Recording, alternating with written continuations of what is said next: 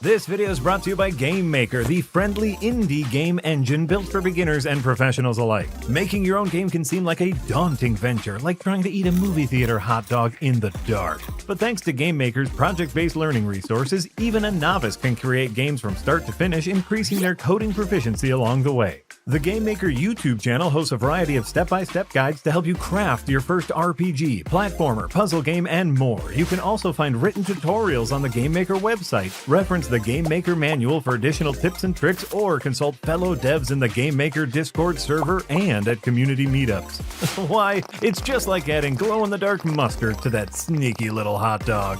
Whether you're an experienced programmer or just starting out, Game Maker has all the right resources to make sure you relish your game development journey. Head on over to the link in the description and bite into game making today.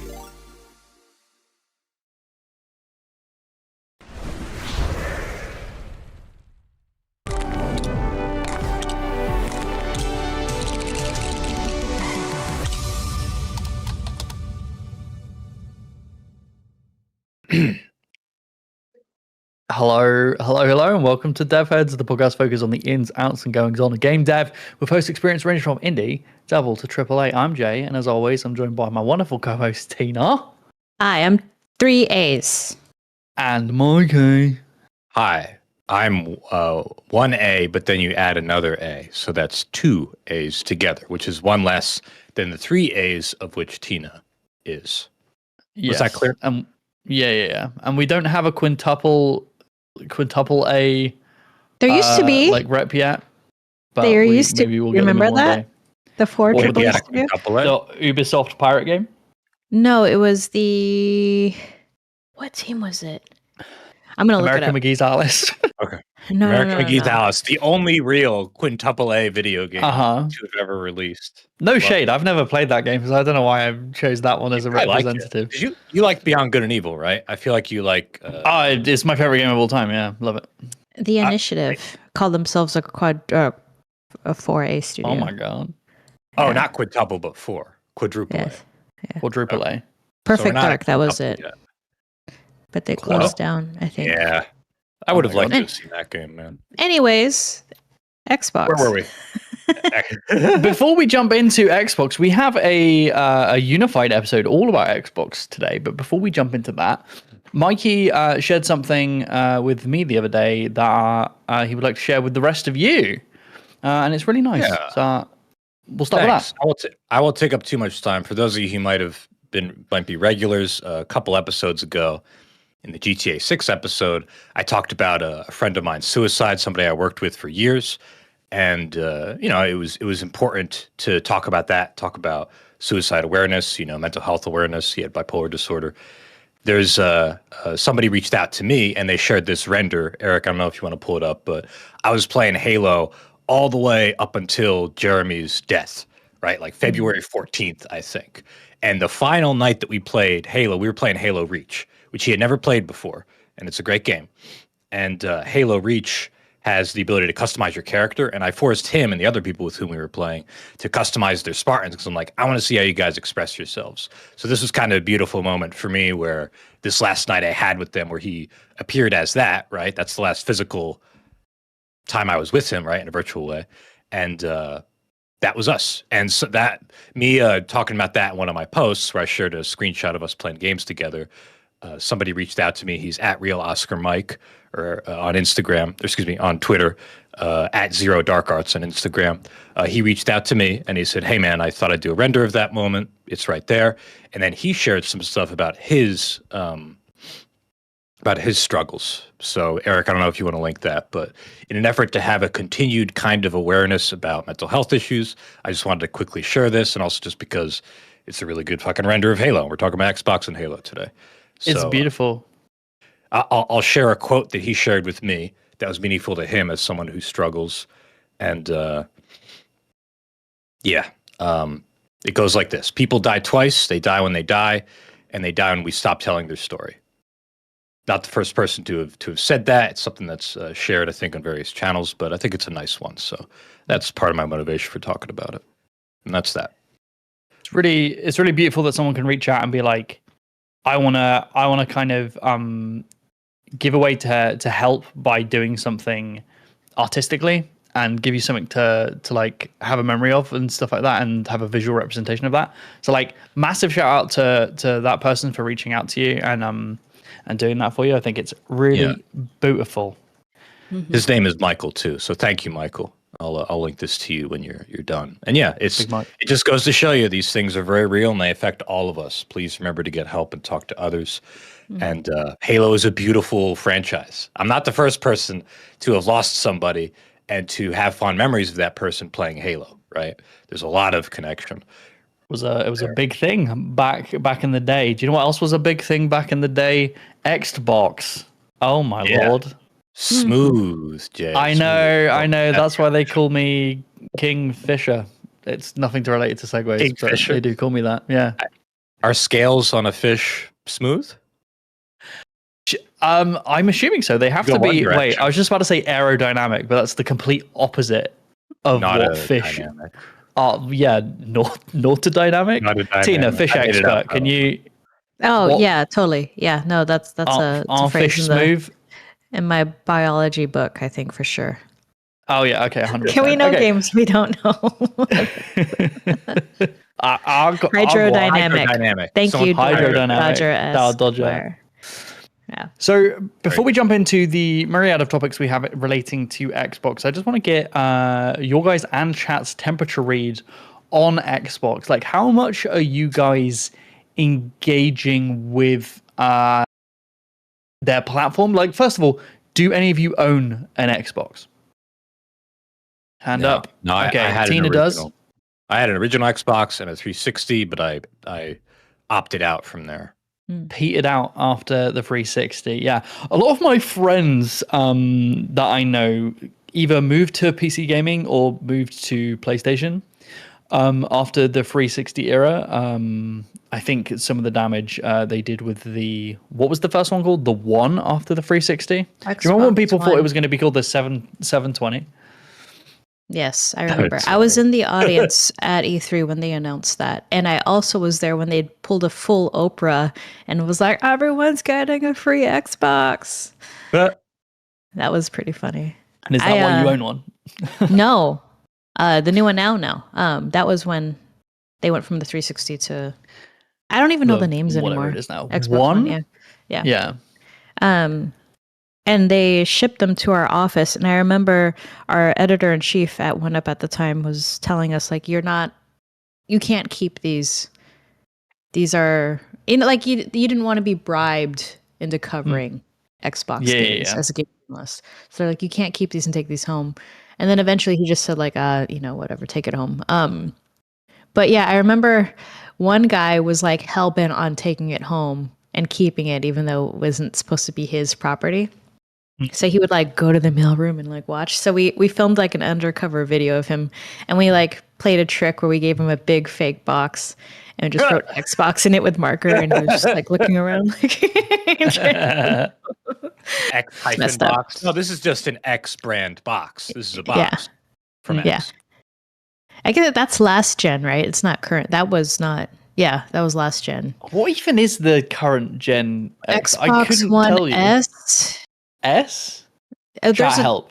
There's different versions S of it. and X. There's different there's a couple different tiers. versions. Yeah, so Oh, for like you got the pleb tier and the privilege tier. The yeah, two the Ps. Series Right. X is the more expensive one. The One S is the Is it kind of like the PS5 and the PS5 Pro? Does it like render at a higher resolution and have better frame rates and storage and shit? I get. Yeah, I believe so. Yeah. The naming conventions definitely don't help. They're so confusing. And I think a lot of people, like poor parents out there, thought they were buying the new Xbox for their kids for Christmas. And then it was like, no, you bought the Xbox One, not the Xbox One S. And it was just like a whole thing. Yeah, now my friends are like taking the piss out of me at school because I've got the previous gen thing, and they like kick me in the shins and say mean things. It's like, oh, this is all your fault, Xbox. It's your naming conventions. That's the problem. But yeah, why I wanted to get that temp read and to hear in chat who owns an Xbox. It's because in recent years, I guess when did Game Pass start? I should have done this research before I started. When did Game Pass begin? 2017. Okay, so nearly 10 years. So recently is incorrect. It used to be $10 a month. Used to be $10 a month, yeah. So they moved towards a subscription service that can supply people with games, and steadily as the years have gone on, the price has increased, just like we've seen with most subscription services over the years for whatever reasons. Their bottom line, woe is them, we've put ads and things now, wah. But what they've done as of a few days ago is Microsoft is actually reducing the price of their top tier Game Pass Ultimate service by 23%.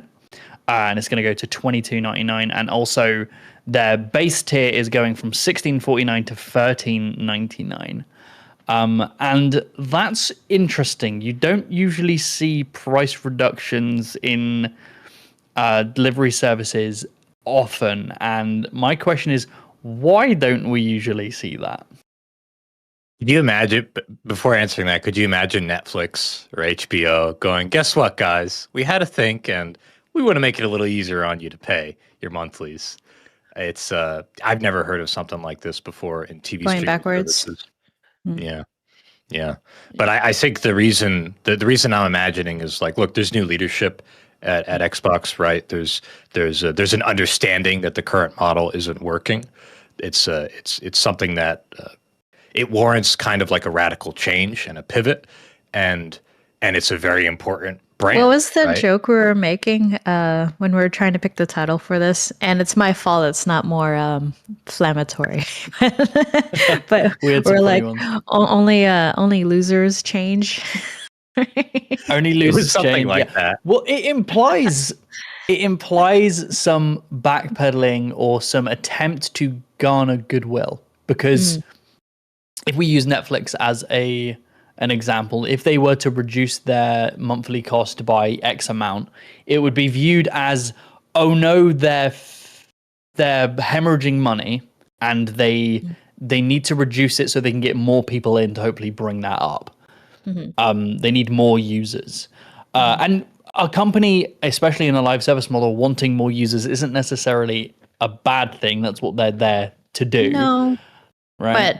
But it's hard to increase user numbers on a subscription service. It's really hard. At some point, it just plateaus and you peak. And how do you make more money? Yeah, and I guess one of the ways you can do that is by getting other high-profile games and studios to put their games onto the service, but in turn, that costs large sums of money. They have to pay out to those developers. So then when they've reached that plateau, if that big game doesn't bring a large amount of players in, or the ones that might already be there already, you're kind of just, in their eyes, wasting money, right? So it's a difficult bunch of fish to juggle, but at least they're aerodynamic, you know? I think it makes sense as far as moves go, because the current model is just so clearly not working. And again, when you have new leadership and things aren't working, there's a lot of motivation to be like, all right, well, clearly something has to change, so let's try. It's risky, but we're already, losing. Well, I'm just curious, what's not working about the Xbox subscription? I think it's devaluing a lot of premium games like Call of Duty, right? And we'll talk about that in a minute. And they're not able to keep sustaining the model. There's like less and less reasons to jump into the Xbox or Microsoft ecosystem when you have things like ports to PC, right? One of the reasons why I never bought another Xbox is I kind of fell off of Xbox in general, but I never had to go back because Halo Master Chief Collection got onto PC. It took a while to get to a playable state, at least as far as the co-op and certain things went. But when you have that kind of flexibility as far as like platform ports, and when you're not making money, I think it's natural to see a pivot like this. Yeah, you can see that in some of the numbers as well. The yearly estimate sales for the Xbox console itself has dropped to between 1.8 and 2 million units, whereas if we look at the PS5, just between the months of October and December last year, it sold 8 million units. So in a few months span, they sell way more units than Xbox does in an entire year. And I think a lot of that is, naming convention. We joke. I think it does have a huge impact on like the buying power. But also what Mikey was saying, the move to being more unified within PC. We've spoken about this a bunch on the show, where PC gaming is overtaking the console market. It's becoming the place, and things like Xbox Game Pass are just making PC gaming even more enticing to people trying to get into that kind of bracket. So if we want to talk about, I know here come the comments, the console wars. I haven't thought about that stuff since I was 12. But like, if we're actually talking about that, Xbox, no way, it had to be beyond that. I mean, I thought about it the other day. I thought about it the other day because we were speaking about it. No, but I think the console wars were like a huge thing until, is it 10 years ago? 5. Whenever PS5 dropped, that's when it stopped, because it definitely just steamrolled. It was the Xbox fumble and then the 5, and then I think it's been kind of done since that's then. Kind of dead. Not just that, but again, all the porting and all the cross-platform releases. Yeah. Now, obviously as a gamer, like I'm a huge fan of that. I want that. But what's there to fight about? Like it used to be, well, yeah, you have Halo, but I have Metal Halo Gear and Solid, Gears Final versus Fantasy, God of War and right, Last of Us or Uncharted. Yeah. But why fight when we could just all play the same video games?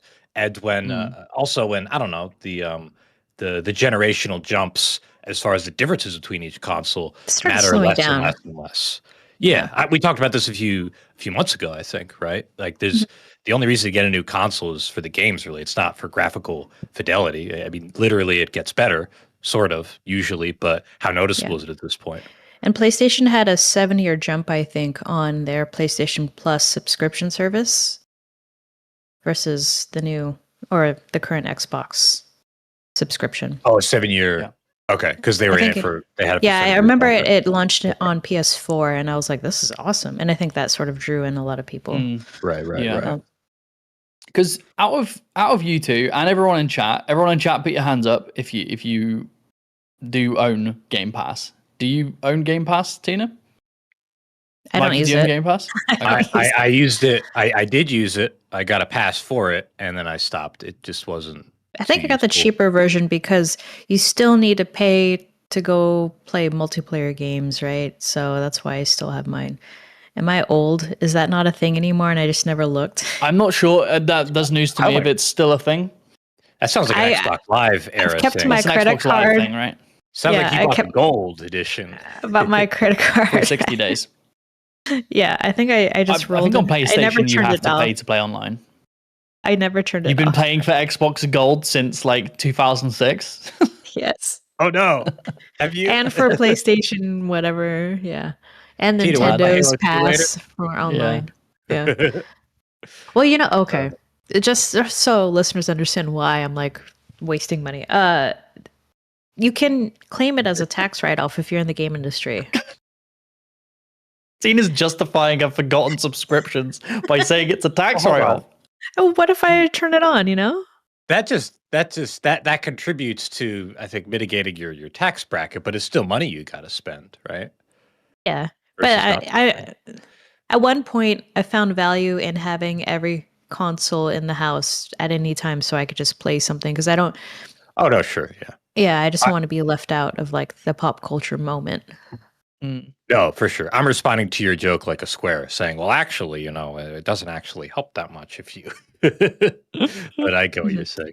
But going back to what Tina was saying, like not using those subscriptions, I own Game Pass and have for years. I think like half a decade.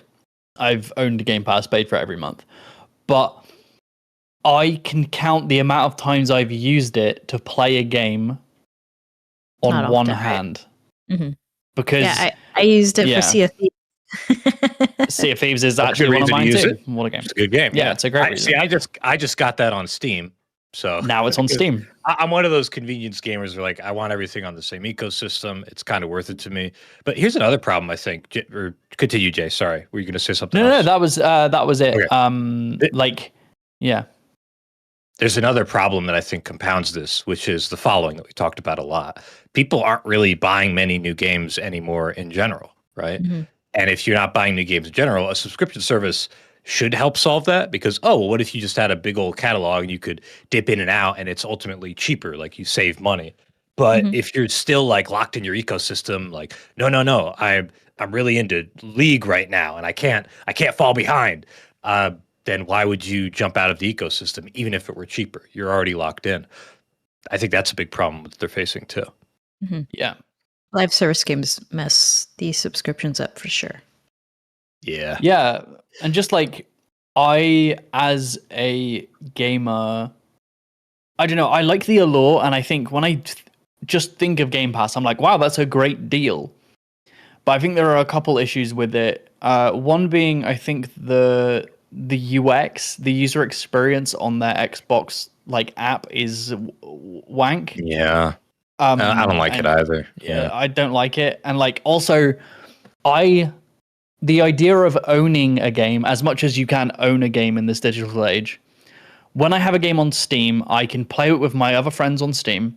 I can also track my stats. I like knowing how long I've put into games, and there might be ways of knowing that on Xbox, but like on Steam, I know where it is. I can see how much time I've put in, and I just like everything, like you were saying, Mikey, being in that one space. And I also think another issue is that on Game Pass, there is so much that you get into the like the choice paradox. Like there's so much to play that I'm not going to pick anything. I'm just going to browse and then play maybe the first 5 minutes, get annoyed by the fatui, as Mikey would say, and then stop playing, and then maybe pick something else and play that for 5 minutes, get annoyed by fatui, uninstall.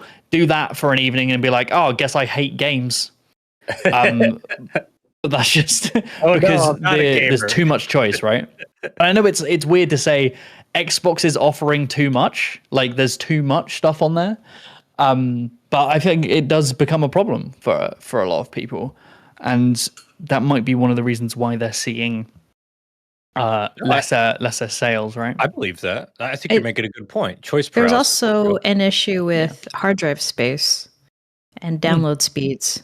Not everyone has fiber optic, internet. Yeah. And also like the investing memory wise in a AAA game is so huge, right? You get like 80 gigs, 120 gigs of game. And you're like, do I really want to delete this right now in favor of getting like, I don't know, some indie game you wanted to check out?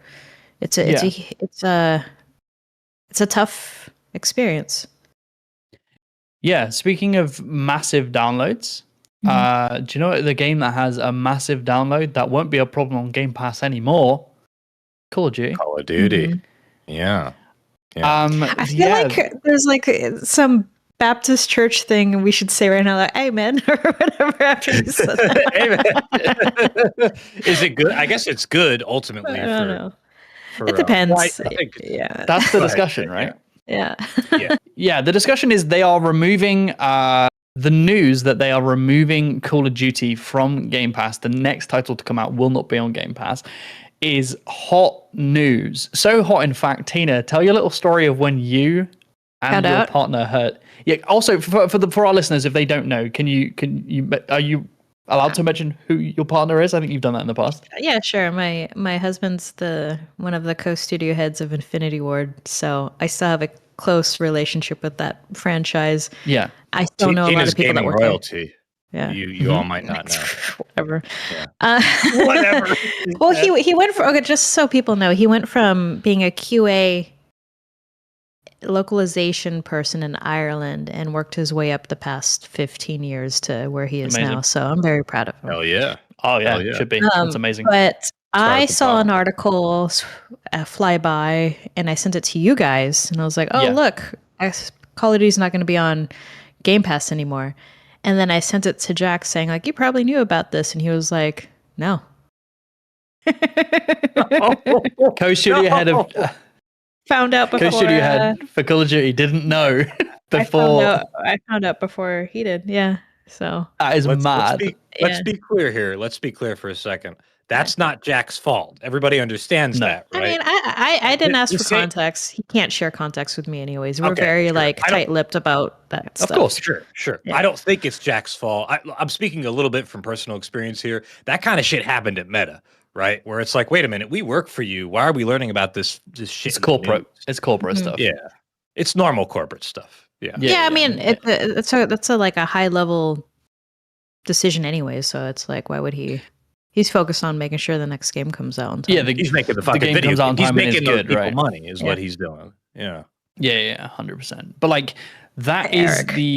the question. What is or is there a benefit to Call of Duty not being on Game Pass? And I think there are two ways we can split this benefit. Is it going to be of a benefit to gamers? And is it going to be of a benefit to the developers, right? Because I think they might be two different answers, which is interesting. First of all, like gamers, do we think a massive franchise like Call of Duty not being on the live service Game Pass, it not being there, is that a good or a bad thing for gamers? Well, just as like an observer, right? They remove Call of Duty and at the exact same time announce it's now cheaper. So as a gamer, I assume, the pass is cheaper because they were able to remove Call of Duty. So I think that's viewed as a positive. I think I saw it on Kotaku even where they're like, a lot of people are going to like sigh of relief that it's not on there anymore. Okay. But again, like chat, please let me know if that perception is wrong. It seems like some people are happy about this. My thinking is it's explicitly bad for gamers just on the pure monetary aspect of it, right? If I wanted to play the new Call of Duty, I maybe only had to make an account on Game Pass and pay, previously $16.50, but now $14. And maybe I'd have to play it for like 4 months to equal the value of like getting it raw, I guess, whatever the math is there, 5-6 months. I don't know. Now I can't. I have to buy in completely. So I feel like for gamers, it's just bad for most of them because the game just got more expensive essentially. And I don't think most people would play Call of Duty more than those 4 months, and they could cancel and renew, right? So I'm talking 4 months total. Yeah. So it's going to be a more expensive buy-in. Yeah, opting out of a AAA game, right? Like I said, is like deleting gigs off of your hard drive. Hundreds. And then if you want to jump back into it, that's a couple. I don't know how many hours does it take to download for some people. I don't know. It depends on your internet speed. Yeah, even if you got fast, even if you got fiber. They're so big. They're like 1 to 300 gigs. I feel like depending on how many of the content, what season you're getting into, with all the other content you got to download. 10 plus hours, Eric says. To the other part of what, there you go. Thank you, Eric. To the other part of what you were saying, Jay, it does feel good for the developers because now the developers are going to get paid that money more directly. Like, I don't know what the deal is.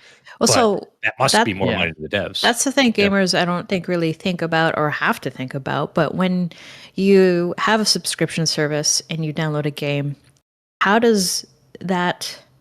those creators of that game get paid? Right? If you buy a box copy of like an indie or AA game, they get like 40 something bucks out of the 65 or whatever. Not the creator, sorry, I guess the publisher. Anyways, if someone downloads your game, how much do they get? What's the slice of the pie? I don't personally know that number. I think every contract with a developer or a publisher is different, right? Because a live service game, people could get hours, if not weeks or years out of that thing. Like let's GTA 5, right? And if you subscribe, like how do you pay for that player that plays for like 5 years or 3 years or 2 years or 1 year, right? Like how do you tell the creators, hey, here's the money you're going to get from this? Is it per download? For downloads, it kind of makes sense for short single player experiences. Yeah, sure. Yeah, or like hours played, right? If it gets over 1 or 2 hours played, you get kind of past that conventional refund mark. That's considered a play, so you're paid for it. But for live service, if you did it just on downloads, but someone downloaded it but plays the game all day every day for an entire year, they have that game by itself has brought in X amount of subscription like monetary numbers, because you're keeping them on the platform, right? So part of me is like, well, actually maybe paying them per every 25, 50, 100 hours or whatever kind of does make sense for a live service game, because it's keeping those people locked into the service. But also that's a lot of money. And then it's the idea of like, how much is that? Like, how much is Game Pass paying its developers for that? We should I'm not sure if there are some like really heavy NDAs that these people sign. Absolutely, I don't know. I'm sure. Yeah, Because like, again, like the Xboxes and the Sonys of the world approach these developers or publishers and say, here's our like agreement. I'm sure they don't want the information to leak. no. Yeah. Because we got something from Eric. We got a TLDR. Oh my lord. Microsoft's Xbox Game Pass invests heavily in content licensing, paying between $50,000 and $50 million per game to secure both indie and AAA titles. With over 30 million subscribers, Game Pass remains a leading game subscription service, though exact profitability and operational costs remain unclear. So it seems like they're doing outright buying of like the license for a specific titles, which can be really good for specific indies. Like sometimes that money injection from Xbox can potentially fund a huge portion of their next project, which is really beneficial. But for once you get bigger and bigger and bigger into the double and then the AAA space, that 50 million for like, if they were going to pay 50 million for a Call of Duty, right? That's like a drop in an ocean for of what they could make. for what they're making. So they actually might make more if they remove it from Game Pass. And maybe like you hinted at before, Tina, maybe the reduction in price is also coming from the fact that they are dropping some of these bigger AAA titles to allow them to, swim off into the rest of the ecosystem, and give more space to indies. And just thinking as like a developer, if I was like an independent developer with no publisher, and one of these first parties like Microsoft approached me, my first question would be, okay, well, how many people are subscribed to this service? Like, make it make sense for me. How many of them will play a game like my own in the same genre? Like, I want those stats because they obviously have that. Yeah. Versus like the AAA games that are on the same Game Pass. Like, let me know. Is it going to be worth it? Yeah. We've actually got bit more info, which is from Bloomberg, which says Microsoft believe they lost 300 million on sales for offering the latest COD on day one. So they actually lost a bunch of money. Yeah, there you go. Yeah, potentially. So they were actually losing money doing that. So it makes sense to kind of remove it from that. Oh wait, correction. We've got an sorry. COD this 6. Number's from COD 6, not COD 7. Fucking what's COD Eric. 6 versus COD 7? I don't know. Oh, you mean Black Ops 6 versus Black Ops 7? Yeah, it's almost like the naming conventions are really convoluted and confusing, just like the Xbox. Yes, Eric says yes. Okay. But yeah, I think it's probably overall a good thing. It's probably overall, it's good for the devs, and it's well, look, divorcing it from good or bad, it had to happen. Like, I don't see how they could have kept sustaining that, especially when COD has had some like really rough releases. Like COD 7 was a rough release. Modern Warfare 3, the second one, was a rough release. Speaking of confusing names, the second one. I had this thought. I don't think this is true, but this would be my hope. If you get people who had to put all their money down and fully own the game, and they're not just kind of like coasting in and out, I wonder if it would lead to a less toxic player base, but I don't think that's the case. That was my thought, and then I concluded, no, it's probably just going to be toxic because that's just kind of the environment that exists in a lot environment. Of shooters. I think any live service game has toxic players, so it's just any multiplayer game. I think, apart from Final Fantasy 14, the MMO, it does not have a toxic community. And can you guys guess why? Wasn't there like no chat or something? There is a chat. They have an unbelievably strict like banning rule. Like they will ban you and delete your account for like the smallest thing. They'll be like, "Oh, you're Delete mean to that the app, person? too. Delete your account." They're like, "Bye." And also, What so if in it's World like of a he Warcraft, said, she said thing, right? Like, what if Well, you they play have chat- 14, they but have your chat logs, right? ex-boyfriend's girlfriend is like jealous of you and kicks you off? then she's going to get banned. The best example I have is so in World of Warcraft, a lot of the time Okay. when you're doing competitive PvE content, they will use things called like damage meters to calculate how much damage certain players are doing. And they're mods, they're external like extensions and add-ons that you can apply to WoW. And Blizzard are absolutely fine with players using these. But the act of using that means you can calculate the worth of other players. Like if someone's not pulling their weight, you can see it in a number that person is bad. So you can be like, man, you suck. You're really bad at this game. I hate you. But FF14 has very strict no add-on rules. And they have checks for it. And they also know that if you're in chat and you say you're not doing enough damage or you're not doing enough healing or whatever, they immediately know that you must be using an add-on because there's no other way you could have that information. So they just ban you. So because of that, their community is very nice and like very like all of the toxic people have been weeded out, and that's a really yeah, nice part of it. the threat of losing all of the work that you paid for, right? You paid the right to do is what keeps people in check. I guess that's effective. It's a little authoritarian at the same time, but yeah, most people but don't it's go out pretty committing crimes because they're worried about being arrested, right? Like they just don't want to have consequences. right. Beatmaster in the chat brought up a good comment about content creators or people cheating or being toxic. He was saying that a YouTube COD creator implied that it could help against cheating, removing COD from Game Pass. There's a higher buy-in, so hackers might be I guess that's right. The free trials. That's interesting. He says the creator was exclusive base that speculated on that. He's probably right in some I could some see degree. that. There's a lot of free passes, and like I could just make an account and be like, "Fuck it, I'll spend $15." Okay, I was just thinking about this. Okay, so like part of the toxic community of shooters is that if there's a streamer that's popular, kids like to stream snipe the person. Yeah. So if Game Pass, if it's on Game Pass for free, it's just trolls are like downloading it, trying to stream snipe, delete it does after. happen. Like, Yeah, that's pretty. Man. To go back a little bit, Jay, there was something before we move on. Sorry. What you're saying reminds me of another convention. Have you guys played the Vermintide and Darktide games? Mm-hmm. No. I think from Vermintide 2, they had a scoreboard at the end. It was built in that showed you your performance. And if I remember correctly, in Darktide, they straight up removed it because at the end of a match, players would get so feverish and angry at each other because, oh, you didn't perform well. I did better. I killed more elites than you, et cetera, et cetera.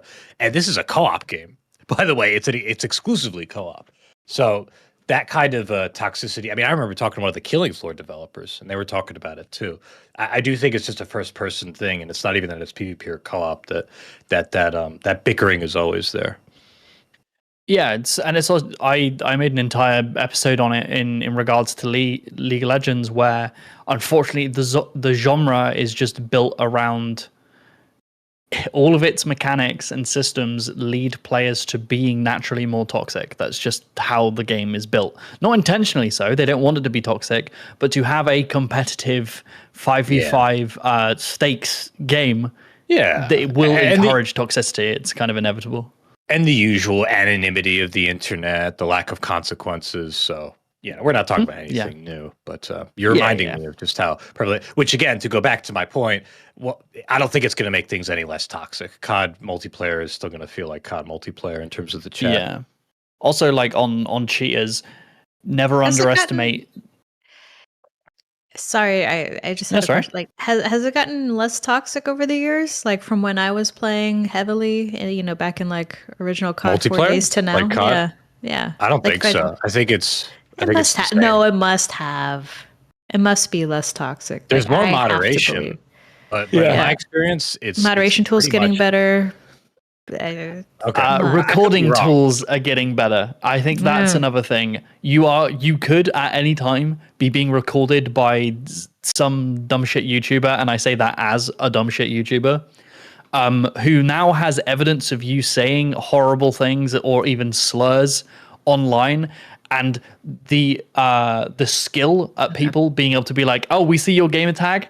Give me 2 minutes and I know everything about you and I'm going to get you fired from your job, right? I think that has a big factor into why people aren't being dickheads on the internet as I much. think actually the chat's bringing up a good point. Less slurs. Somebody says, Sani says, that makes sense because now you can report people for slurs and we have better tools. And that's an easy one to ban for, you know? Why is Tina laughing? Just the good old days, you know? The good old, hold on a second. I bring up, at least people aren't Back battle, using any Tina. racial and homophobic I'm being slurs. sarcastic. Tina, The good old days. I know. Your timing was perfect. Sarcasm. You know what's good is when I used to play, people would think I was a 12-year-old boy. They just never assumed that I could be a girl when I was playing Call of Duty. Right, yeah. And so I'd just roll with it. And they would still call me like the F word or the N word. And I was just like, but I'm 12. Classic. I'm 12. As if to say, oh my gosh, I'd like to. Can I talk to your mom and dad? I want to apologize to them personally for what I've done. I'm deeply sorry. Could you imagine if that happened? Like if they were messed up. So I would play hardcore TDM, right? And in hardcore TDM, you could kill your teammates with friendly fire. So depending on the chat, if they were a-holes, I would just cook my grenades at the very start. And I'd be like, hi, this is my first time playing. And just like blow half of us up. Just My like, God. F you. Sorry. Yeah, it was fun, you know? I'm looking at this video that Eric's posted, Tina. What is this? Oh, that's me. You're You're playing a Michael How Jackson did you game? find this? Oh my Eric, God, how Eric, you embarrassing. fucking sleuth. Oh yeah, Tina. Look at those moves. That's so bad. Do not share that fucking link. I will kill you. But also, thank you. It's on the internet. Yeah, Now you there's a know, new link for Sure, it. people can find it if they Eric shared the if they link. try. this is a Dance Dance Revolution, right? Dude, why don't they No, have this is you anymore? playing the Michael Jackson game. You were just doing Thriller, Tina. Come on, even Yeah, I recognize that. this is Connect. Yeah. Child of Connect. Did you win? Did you win that match? I don't know. Whatever. Can you I don't win know. Michael Jackson's I don't know. the Michael Jackson experience? People in the chat are It's- saying clearly you haven't played Arc Raiders. You think people aren't throwing slurs around? We do. Like I'm not saying they're not. I mean, slurs are alive and well in 2026. But No, but I actually, can see it. they don't exist anymore. Nobody ever has said a slur Oh, in we won. 2026. We It's a beat new record. racism. We've And beat great. racism. Yeah. All right, forget it, chat. I don't know. This is like really hard to measure, but I'm sure there could be a study done, and we could look at some stats to see if like we could probably quantify toxicity somehow. But I don't know. Inconclusive. Anyways, that was a fun like deviation from Yeah. Well, okay. So, speaking of the Michael Jackson experience, if that was to come to Game Pass, Tina, and I'm going to segue this into multiple games, what game would you be excited to see come to Game Pass and make you want to use it? And are there any games coming out recently that you think is a good fit for it? Because I've got a list here of a few, but none of them are blowing my tits off. Is Kiln on it? Kiln is on it, yes. Okay, awesome. Yeah, that I would definitely use it for that. Oh my God, there's a Double Fine hoodie right here. There you go. Look at you, Jay. Do our listeners know what that is? Kiln is the latest game from Double Fine. A very, very precious, sweet, amazing studio. They are so good. Dear to our heart. Yes, they're located in San Francisco. Tim Schafer is the studio head. He's a notable figure. We've had him on here before. Before I got at the worst time for me because I used like every sentence. We have got better at podcasting. Yes. I think it was a fine podcast, Yeah. but I it thought it was was great. earlier. So yeah. But this game Yeah. looks cool, and it makes sense it's on Game Pass, and yeah. Well, that's I'm the gonna wanna interesting play this. part, right? Because it's a Double I'm Fine gonna is a buy studio that I would love to support, and I would Yes. buy that I would buy game. it. And Agreed. sometimes Xbox Game Pass, and this sounds really dumb. sometimes Xbox Game Pass is like a great way for them to conveyor belt show me games that are coming out and me go, oh, that one looks interesting. I'm gonna go buy it on Steam because I am someone who is privileged enough to be working in a space where I don't really have to pay for games anymore. I am just given games. I am given codes. As a game journalist, yeah. Yeah, I just don't need to buy them, but I do anyway. A lot of the times we have nearly every game ever released in our shared account. I could play anything, but if I know a game's coming out, I will most commonly buy it for my own account, not just so that I can have it, but also because I actively want to support the developers, and give them my money if I really enjoy it. Like on here, to go through a couple of them that are coming to the Xbox Game Pass soon. It's got DayZ. I can't read that. Firebreak, Planet Coaster 2, Bookshop, two Football Managers, Hades 2, replaced the Formatage, Oblivion, Call of Duty Modern Warfare is coming apparently, even though they're not doing the new Call of Duties. COD 4 Just or Modern Warfare. Maybe 2019. the remake. Probably 2019. Yeah. Little Rocket Lab, Soper, and the one for me that I'm playing a lot at the moment is Vampire Crawlers, which is the spin-off from Vampire Survivors. Really, really enjoying it, and it's a really cheap game. So if I saw this on this list, I'd be like, oh, that's out? I didn't realize, and then I'd just go buy it. So that's one thing it's good for. Like, what would you say is a franchise that would need to come to Xbox Game Pass where you'd be like, okay, it's worth getting it now, and I'm gonna use it? Because I can't think of franchise. It has to be one that has a shitload of games like Final Fantasy, Metal Gear Solid, fucking Halo's already on there, but not all of them actually. Not all the Halos are on there. 5 is not on there. They don't have 5. Okay. Infinite probably is. I don't really know. What were the franchises you thought of? The chat says Forza 6. Forza 6? Okay. Is that going to be exclusive to Game Pass? Or that's the one in Japan, right? I have a friend who's excited for that. Yeah. Mine would be, and this was always the rumor, mine would be the only thing that would be like, okay, I need to actively use Game Pass now is if Beyond Good and Evil. I own so many copies of Beyond Good and Evil. Like Beyond Good and Evil 2 though, if Ubi was like, we've released it and it's only on Game Pass, I'm but there. It's only on Game Pass. He'll scramble over. That would be a weird turn of events, but hey, we don't know what's happening with Ubi at the moment. The one thing that would be is if they moved World of Warcraft to the Xbox subscription. Because that was the rumor once Xbox bought up Blizzard. Yeah, Blizzard. Yeah. People were like, well, they're going to put WoW on Game Pass because then it is crazy how much money World of Warcraft makes, and if they just moved it to the Game Pass, all of those sweaty nerds, myself included, would just move their subscription there along with everything else. That is the only thing where I'd be like, okay, I need a Game Pass subscription now. Like I have to have one. Sure. But that's just because I'm a sweaty twat. That feels so unrealistic though, right? Like that. Yeah, I don't think it will happen. I wish we had like someone in finance that could help us understand this, because let's see, the proposition for a Game Pass is you have an X amount of people subscribed. An Xbox amount of people, yeah. Yes. You know, how many people are on the Xbox, that restricts how many people are going to be able to join. What's the adoption rate of Xbox owner to Game Pass? And then how much money do you get to play with to add games to this? And I don't know, it kind of makes sense to me from as an outsider to know that, you know, they don't have the funds to sort of keep up or compete with trying to get AAA games on this. Yeah. It's a tough space. Yeah. Unless it's an older version, like you said, like the Modern Warfare 2019, like try it out. Because we were speaking about it earlier, like the good old days of Xbox Gold to play online. I basically just exclusively used it to play Call of Duty when I was on the 360.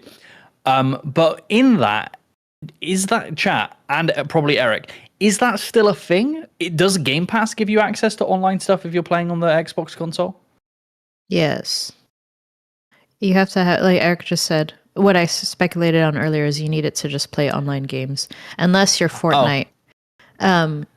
So if Xbox Gold became a part of Game Pass core, so that's what I have.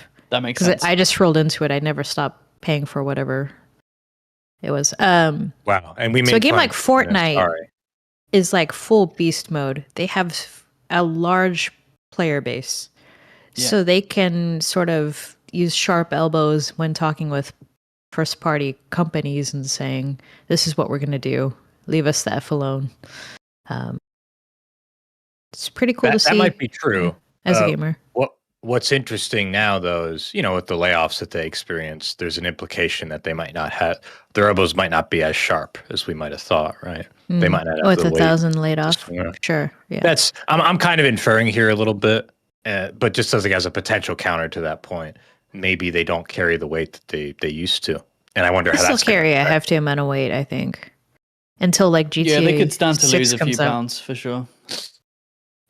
Well, they've been around forever, so at some point it's gonna go like this. Well, that's just the nature. And then of Fortnite 2 comes business, out. Right?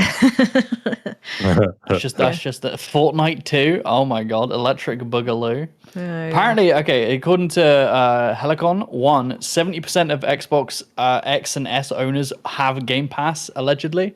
Yeah, probably because the online is folded into it. As well, it's just obviously a service that's built for that. But as we've seen through the Xbox versus the PS5 sales, that 70% doesn't account for as much as they would like. Which I think is why it's been announced recently that they are going to be working on their new console, which we know Sony are also working on their new thing as well, but they've pushed it back to a later date because of all these hardware shenanigans. I don't think we can go a single episode without mentioning RAM. Fuck AI. Sorry, I had to get that out there. But Project Helix. Layoffs. Continue. Yes, okay. Layoffs, RAM, boom. Project Helix. What are you guys' thoughts on a new Xbox console? Are we going to have a new 360 era? Are we going to see the new heyday of Xdid box? What could they do with it to potentially make you a console gamer again? How are you going to bring me back, Xbox? I'm still in that space that I was at earlier in this show, and I mentioned it in other shows, where what's the... this is boiling it down very simply, but I think it's the best way to simplify it. What's the point of getting a new console as a gamer? It has to be like, oh, well, there's a new game that's only on that platform that I want to play because it's about the games, it's about the content, right? Or, oh, the graphics look amazing or something. It's not gonna... What else could it offer? And that's not like a challenging rhetorical question. That's an honest one. Like, what am I missing? Whenever I come to this topic, I feel like I'm missing something, because otherwise PC is going to be able to deliver it. There's going to be cross-platform, there's going to be a cross-platform release eventually for most of the projects that we want to play. Or maybe not. I just don't see it's possible. Maybe we'll go back to the exclusivity, and then that'll be a clear as hell reason. Like, well, if I want to play the new Halo, Metal Gear Solid, God of War, whatever, I have to get the new Xbox, and it looks good anyway. God of War's on PlayStation, bro. Sorry, but I get what you're saying. Yeah, well, it's any console exclusive, yeah. Yeah. But you're right. Yes, that was just a console exclusive example. That's where I'm at, but I'm ready to be challenged on that.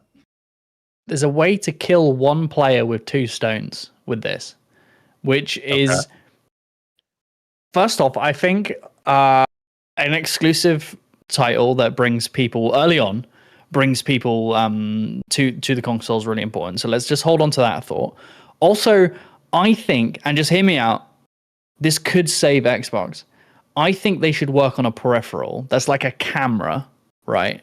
That like watches you play, and then you, instead of using a controller, you can like move your body. Your body is the controller, right? And then we can fold that into the exclusive game by like, everyone loves moving and jiving, right? You could do like a dancing game, right? Yeah. But we need like a big IP, like a big musician. We could do like fucking King of Pop or something. What's he called? Oh, King of Pop, Michael Jackson. Yeah. Michael fucking Jackson. He's got a great discography. I love this idea, Jay. It's like a real important way for people to connect with each other. I feel. Hold on. You just hit the nail on the head. Connect, But we can't just use the word connect, Jay. No, that's no. Door. We have to How do you stylize change it that? because I'm a marketer and I know what I'm talking about. Okay, yeah. I live in Los Assholes. Angeles. And Sorry. I think it's not just Tina with her palm. With her face Someone Do you in the not chat believe was in like, this? Do you not the believe in this? Gaga box. Call it the Gaga box. the Gaga box. That's great. Hey man, they called it a Wii, right? Like the Oh silly my name is god. the silly Saturday. Someone's like, say that again. Oh my god. It's Well, oh man. I was thinking, Development is fun. You know, it's kind of wild. Because obviously developers will get the new hardware before everyone else. Yeah. And it's always in a temp PC Tower box or a temporary box, not what the gamers who buy the console will see, right? And there's always like secrecy around it, like, oh, don't take photos of it and all that stuff. Whatever, that's fine. But you know, in terms of like developing a game for a new console, it's man, let me paint you a fucking picture in AAA. All right, so you have the current gen consoles you're supporting because there's going to be obviously a large player base there for your game, and you have PC, and then you probably have like the Nintendo whatever Nintendo has. So there's going to be a version The Nintendo of it in there whatever for a AAA game. Yeah, I think it's Switch too, and then you have the new consoles. So as a producer, you're like balancing time management and QA support for like 5 to 6 different platforms at a time, which is unique to AAA, I believe. Pretty much. Yeah. So you're trying to work on the latest and greatest, and the baseline for the best version of your game is the new console. But then you also got to go back and be like, we got to work on performance for the least powerful console, which is sometimes harder than the getting for the graphic for the fidelity usually goes backwards, and it's not going to Mm-hmm. look as great, and maybe some features don't work as well. So you got to have, as a producer, you got to like point your devs to working on the latest and greatest because that's the most important driver. But then at some point you have to address them and say like, hey, we got to dial it back on this feature or whatever because of this other platform over here.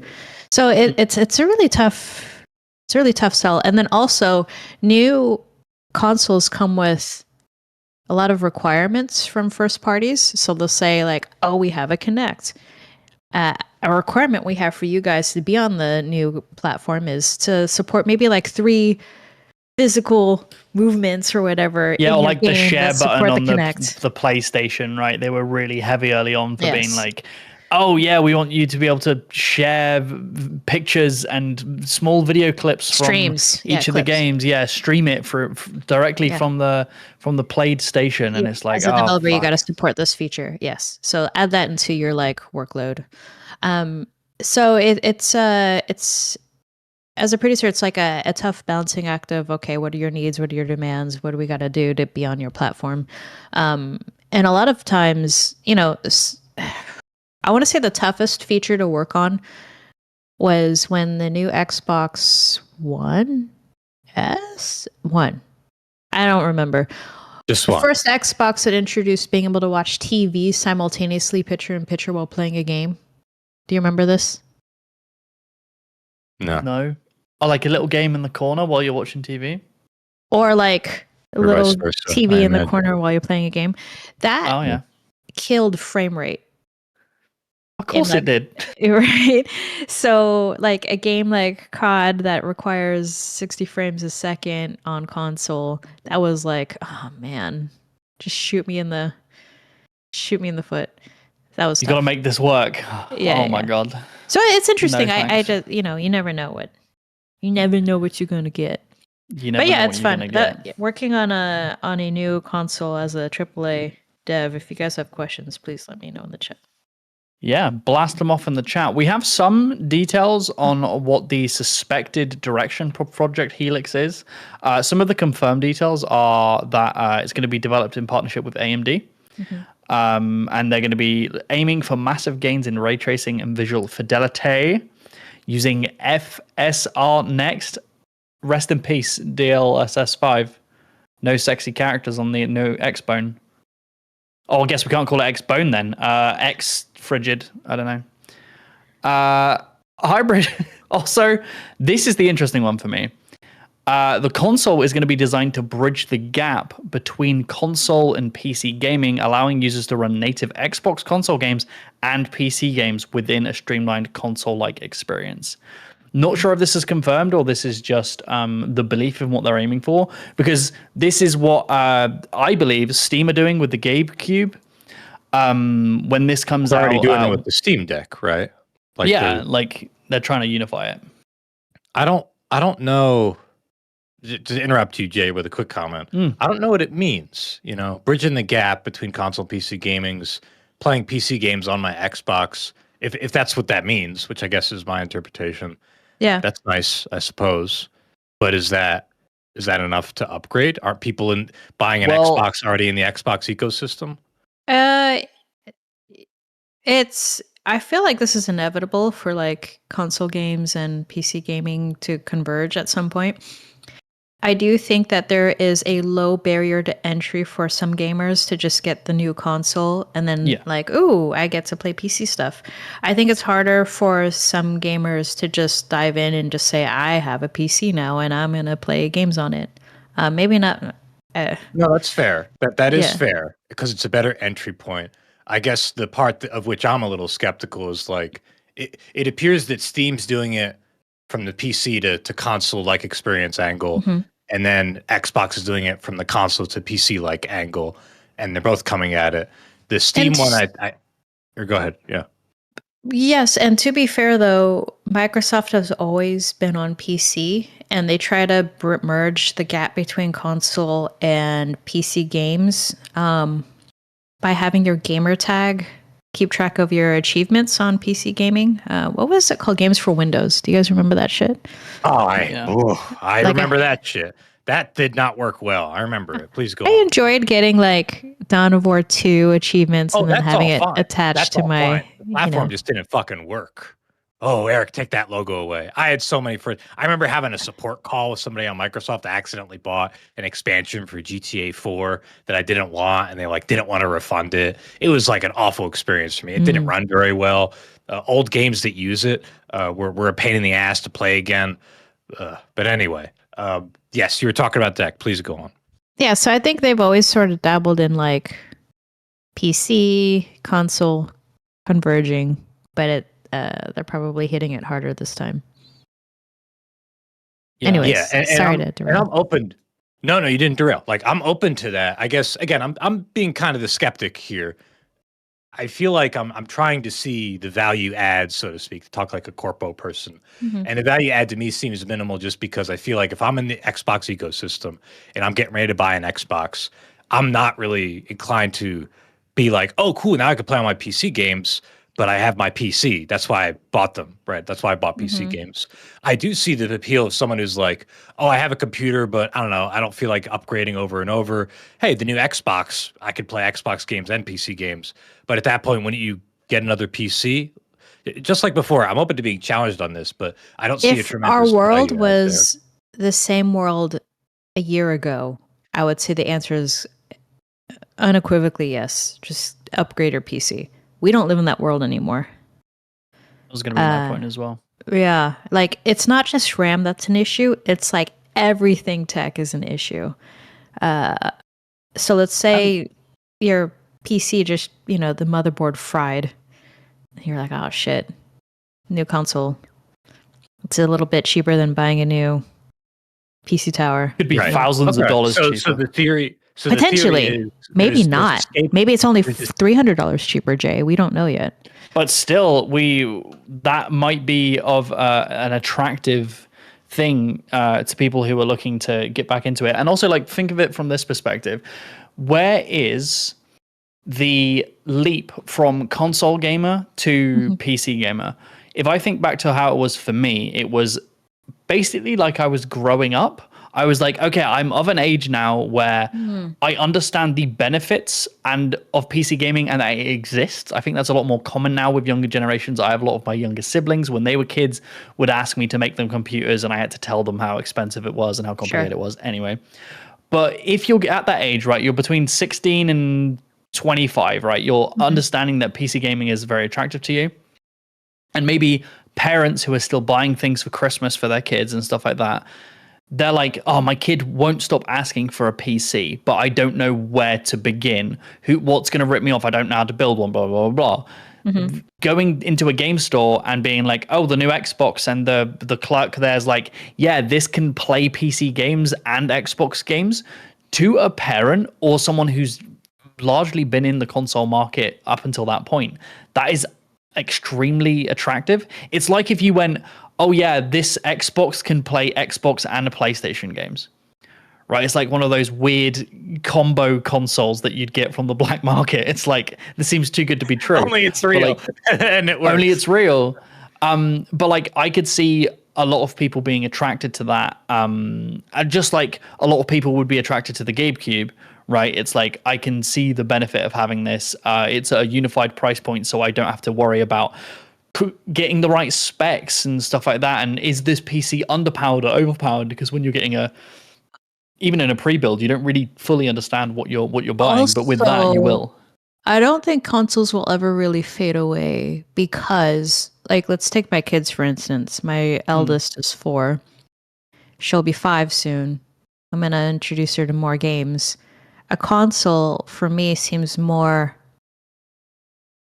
I don't know, safe to just say, and here. Family orientated, right? Exactly. Versus like, here, PC, keyboard.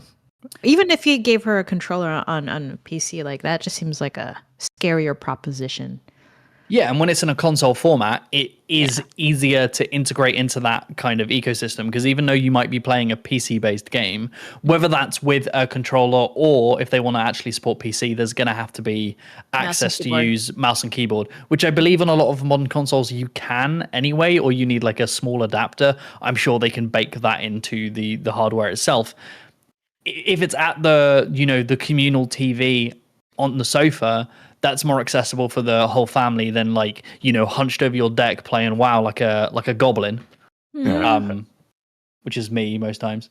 I think I get all that. I get the appeal of the accessibility and the safety of consoles, and maybe they won't ever go away in that regard. It's just, I think it's the only part that I'm still hung up on, that I see your points on still, is like this idea of, well, don't you want the new Xbox? You can play all your PC games there. Because I feel like most people who buy into the PC ecosystem are kind of stuck there, I guess is what I'm saying. So you're not really going to pull them away from it onto Xbox by saying, well, now you can only do on the TV now with Xbox, when they've already invested in the PC. Yeah, go ahead. Maybe, right? Because like, if you said to me, I currently have a PC that is now worth like 10 grand. It wasn't when I got it, but it is now because the price of all the parts in it have skyrocketed. So it's worth a lot of money. I am continually like, oh no, please don't break. Please don't break. Because I do not have the money to fix it. Say a little prayer every morning. Yeah, every morning. I throw holy water on it, which might not be the best idea. Oh no. But like, if you were to say, hey, we're a few years into the future, because it's saying that the projected, they want to get dev kits into developers' hands in 2027, with consumer release maybe at the end of 27 into 28. I don't believe that for a fucking second. I reckon it's probably going to be pushing into 29, 2030 till we see Project Helix or anything from Sony. Need a leadway time. They need more than a year with a new console. Yeah, exactly. And let's say we go ahead a few years. It's 2030, and you say to me, okay, well, I can offer you, for cheaper than buying an equivalent PC, a box of an X variety that can play all of the games that you could on your PC at 60 FPS in 4K or 50K, whatever we're going to be at 2030. And it can do that on its own. That, even from someone who works in this space, is extremely attractive, because that is going to be taking care of all of the gameplay side of things, and I can, use my P as a streaming setup, and I can ramp down how powerful my PC is to just being an editing workstation, and I can just have my little unified game box, an X'd box. That's attractive to me, even with someone who's been in the PC ecosystem for, like 16 years now. So yeah, that's still attractive, but we it just needs to actually do it. And whether they are or not, whether they're going to be able to fully integrate Steam or equivalent like other storefronts is going to be a big challenge. And they do say that Project Helix is expected to boot directly into a full screen user-friendly interface that allows for the selection of games from various storefronts, reducing the friction typically associated with PC gaming, which is great in theory, but Great show me theory. that working. I would love to be like able to quickly, easily, nicely, attractively even browse my good old games, Steam games, Epic Game Store games, Xbox games. But I mean, serious question, not rhetorical. Has anybody listening right now in the chat, or the three of us, have you ever used an interface, a UI, in the past 5 years and been like, wow, they made it so much better? Unless they fucked it up and then went back to something. I honestly can't really think of a time that I've seen a UI improve. Steam? In the past 5 years. Steam made it better the past 5 years? I feel like there's been small micro adjustments to Steam that have... It hasn't, but they've rounded off some of the corners. I do think a lot of like the Xbox... fuck it. UI in games has got worse as time has progressed. Like if we look at... sorry, Tina. The evolution of UI in Call of Duty games, just got worse. It's because it's all the trend has gone more towards these box style live service delivery, like Netflix and stuff like that. So like everything's in these Hulu, these boxes that you tab between. Yeah. That becomes the attractive thing to do, but it's like, what am I looking at? Where am I going? Who am I? Am I on the Xbox or am I on the GameCube? Who knows? It's all wank. Okay. It's so you made a good point. Okay. I have so much to say. You first. Yeah. Go for it. Girl. Oh man. Okay, so like the original Modern Warfare, right? Right.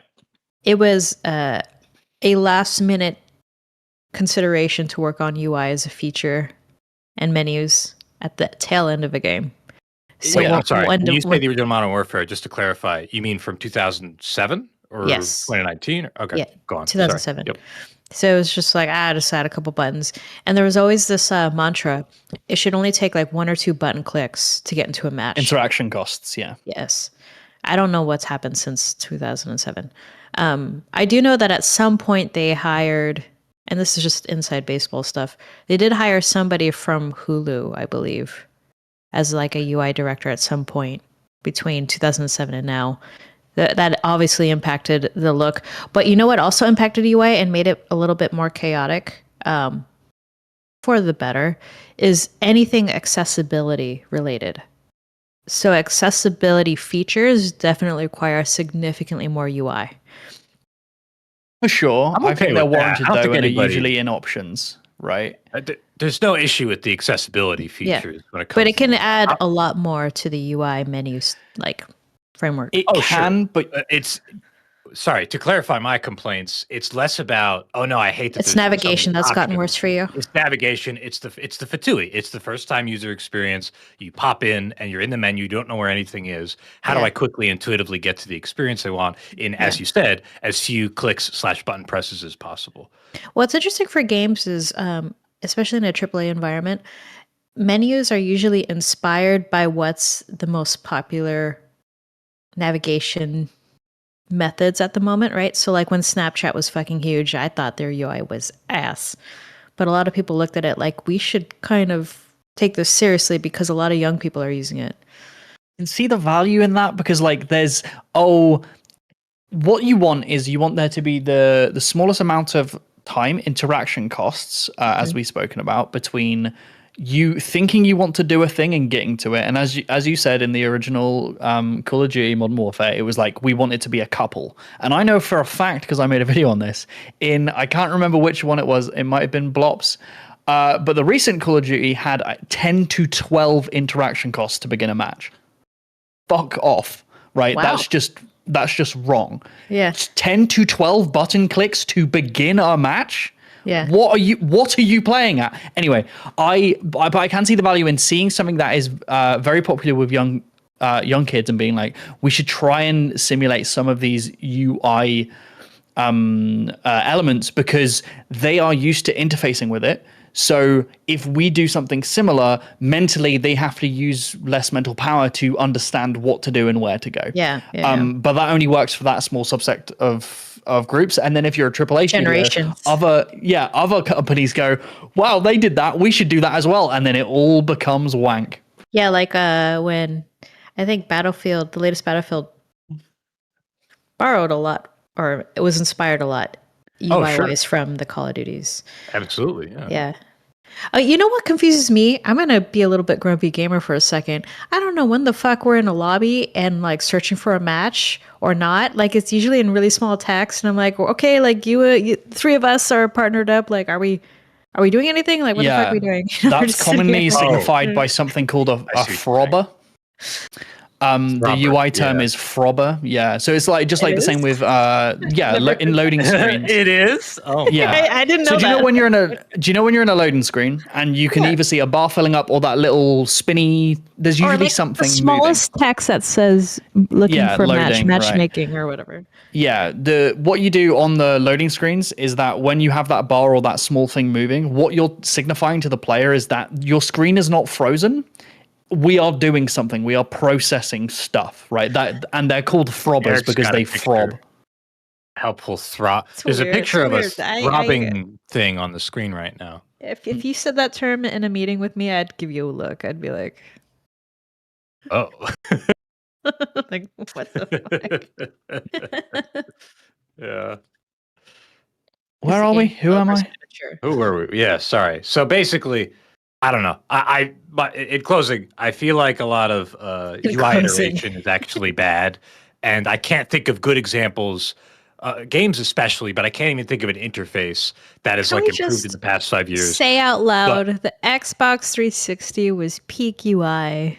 Peak UI for a console. Do you remember the little? Do you know the little avatars that you would have that you would get cosmetics from the games you played, and you could like wear them? I remember playing Halo Reach and getting that really cool Spartan mask where like it was like a full screen from the top down, and I'd put it on my avatar. I'd be like, man, that's so cool! I can't wait for my friends to come on and see how cool my avatar is.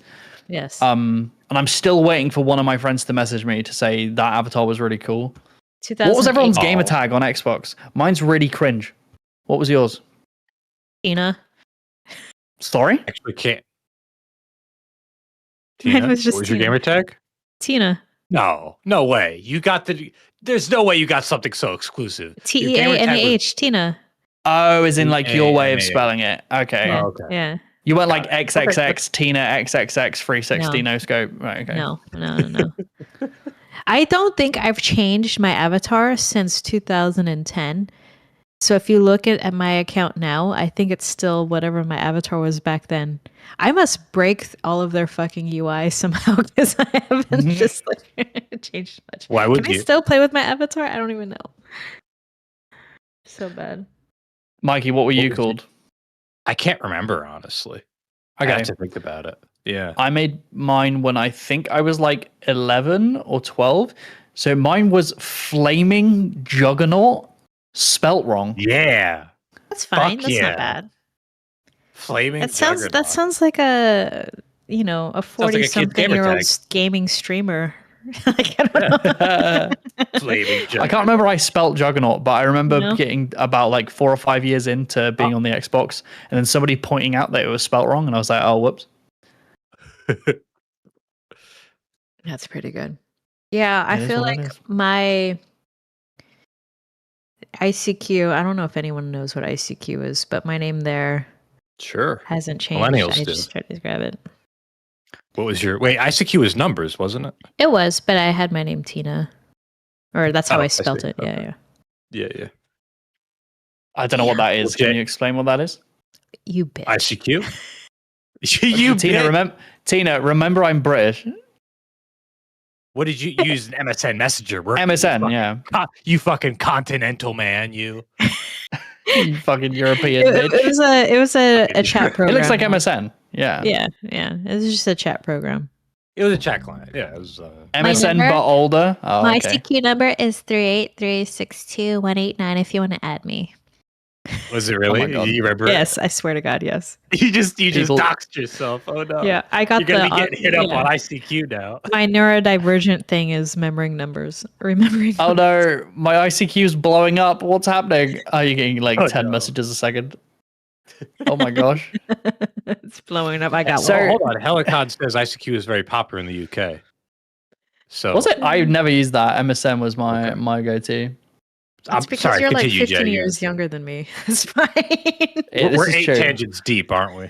Yeah, We really are, but I'm trying to bring it back. okay, Go, where go. were We we? have a few donos that we can go through, but I Let's just do want to that. finish off some of this Project Helix stuff before we move Okay. to that.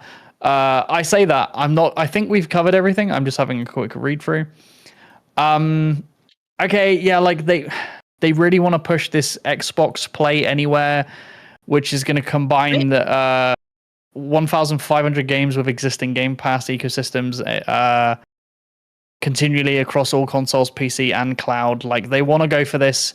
You can play this anywhere forever. Isn't this good? Please buy our product. Mhm. And if they deliver, like all of these bullet points are hypotheticals, and we've heard big companies throw out buzzwords and promise the world. Do you guys remember what was that thing? It was like it would track your body with a camera, and you could like dance with it. What was that? Because they promised the world with that. Do you remember when they were like, troll, dude. "Oh, you can have this, and it will track your body, and you can have a boy." And the boy, do you remember the boy? Am I dreaming this? Boy? Do you remember the boy? With Connect, they were like, confused. "Hey, we're gonna sell a game with it. It comes with everything, and it comes with a boy. And this little digital boy, you can help raise him." It was like a Tamagotchi, but like slavery. It was weird. I don't remember this at all. What Well, was they his promised name? that, and I don't think it ever came out. Oh my God! What? I might have dreamed. Oh. I may have dreamed this. Can we just take a couple minutes to validate this truth? Does anybody Eric, remember Find anything the like boy. this? We need to crowdsource this. Everybody who's listening, please. Was there a Does anybody in Rand chat says remember yeah. the boy, or am I dreaming? Yeah, it was a thing. Okay. Trumando says it was a thing. let's Peter narrow this- Molyneux. okay. It was Peter Molyneux. He was doing the it boy. would be Peter Molyneux. It would be his idea, wouldn't it? Oh. Molyneux promised something. Yeah, but which promise? Because there are a lot of them. We need visual confirmation of the Peter Molyneux boy game, Eric. It wasn't like a Microsoft only on Xbox. Can you have a little boy? Like Milo. game, is what you're saying, Milo. Yes, Project Milo. Bring up the boy, Eric. Bring me the boy. That sounds Bring me the familiar. Milo. I remember. Project Yeah. Milo, Project the development. sounds Lionhead familiar. Studios 360. Oh, there it is. There's the boy. Oh shit, this is interesting. Jay, the original early code name was Dimitri, but I guess that was too Slavic for them, so they made it Milo. Yeah, we need our living room boy to be less Slavic. That was words directly taken out of Peter Molyneux's mouth. Milo. Okay, Milo. I'm really glad I wasn't just hallucinating this. No, I was like, what are you real. talking It's about? right It did here. sound like a Molyneux thing, but I was too scared to like I've never Can let I- him out. before. Can I dance to Thriller with the boy? We need to know. Someone at Bargast does the boy grow in real time. Just like you put it next to the trees in Fable and they grow together. I do think like the theory was that you would keep coming back to him every day, and he would like be having troubles, and you would talk him through it, and I don't know, he'd be geez. going through things. What I if guess it's it's a good way to learn parenthood or to practice a little bit. my God. Yeah.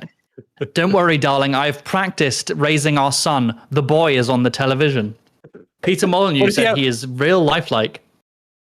Well, okay. Props to him for being innovative. So many messages in the chat are being held for review that are about little boys. Oh my God. Well, no, nobody said little, just the boy. Okay, well, would boy you is- buy Project Helix? Boys are, Uh-huh. Sorry. Yeah. Would you buy Project Helix if it came with the boy bundle? Like if it came with in box, you got it, and there was a copy of the boy. You know, Would you buy gotta- it day one? You got to read the room and what's going on in the world. Okay, Are you well, what asking about me, Jay, if I would? yeah, and Tina? Oh, okay, so sorry, there are two versions. Just like the Xbox S and S, there's two versions. There's one that comes bundled with the boy, and there's one that comes bundled with the man. The So there's man. the adapt version. Yeah, he's of age. He's of age. How old is Age he? appropriate. He's 46.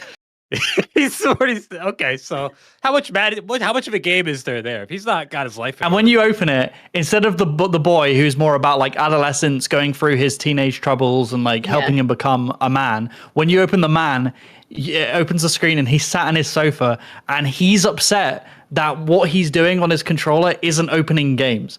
It's like a mirror, right? Like he's really pissed. So as his parent, you have to be like, it's okay, son. This is just we experienced this when I was your age. Oh my god. It's What's like, the game? no, we didn't buy you a copy, right? Jay, I have a lot of questions. Here's the most important one, which is first. What's the game? So is the game trying to help your son in his 40s navigate modern interfaces? Son in your get a job. 40s. Get a job, yeah. You help him get a job. We have to find a way, man, because he's just called man because we can't name him because that's too personal. Man. He's just man. Man, and yeah, that's what they say. They say like, man, and you speak to him, you're like, yeah, man, you still live at home.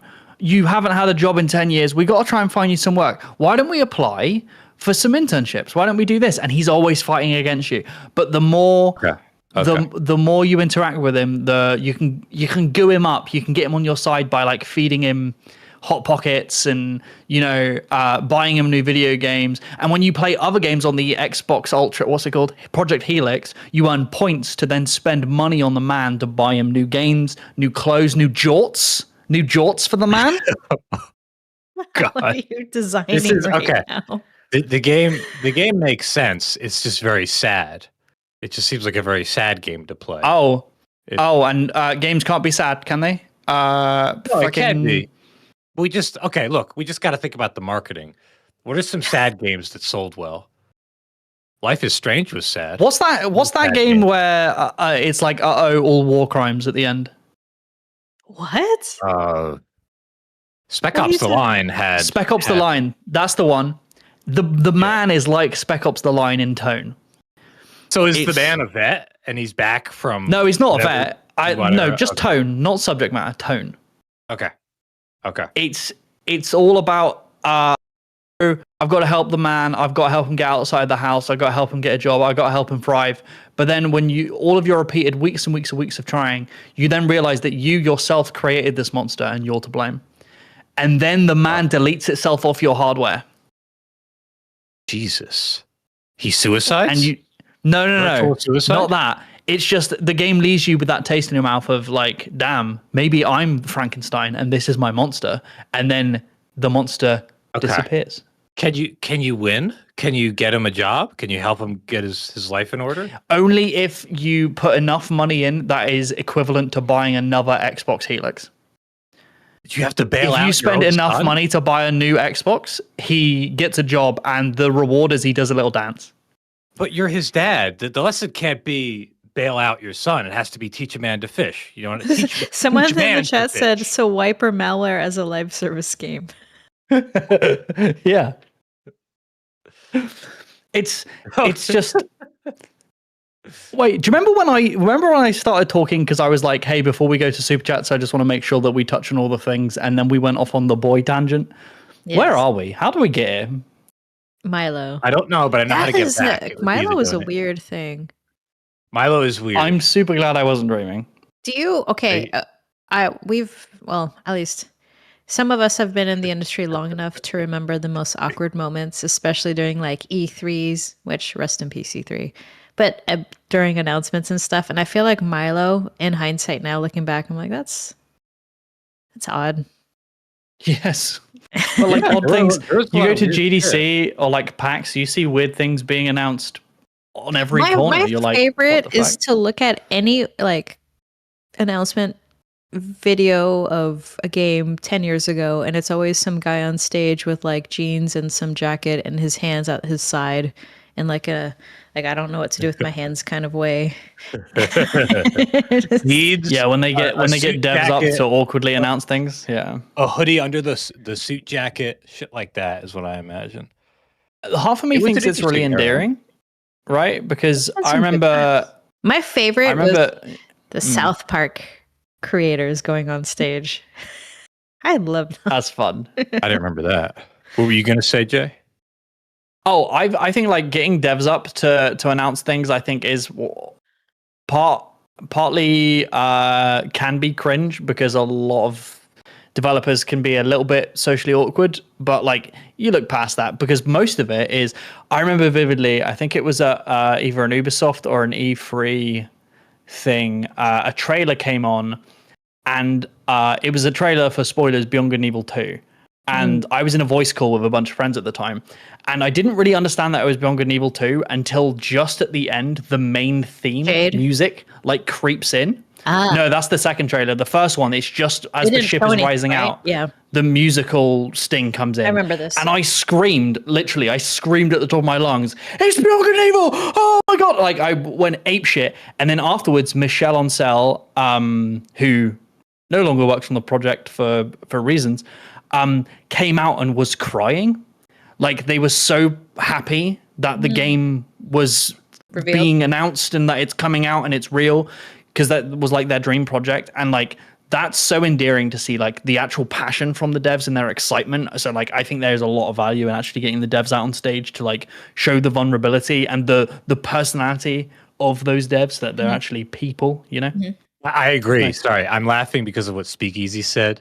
Another classic old one is it's Ridge Racer from whatever year that was, and that was just quoted in the chat. or how about here's another classic for all these millennial memers out there. So here's this giant enemy crab, and you could attack its weak point for massive damage. Remember that one? Right after he explains it being like a hyper realistic game.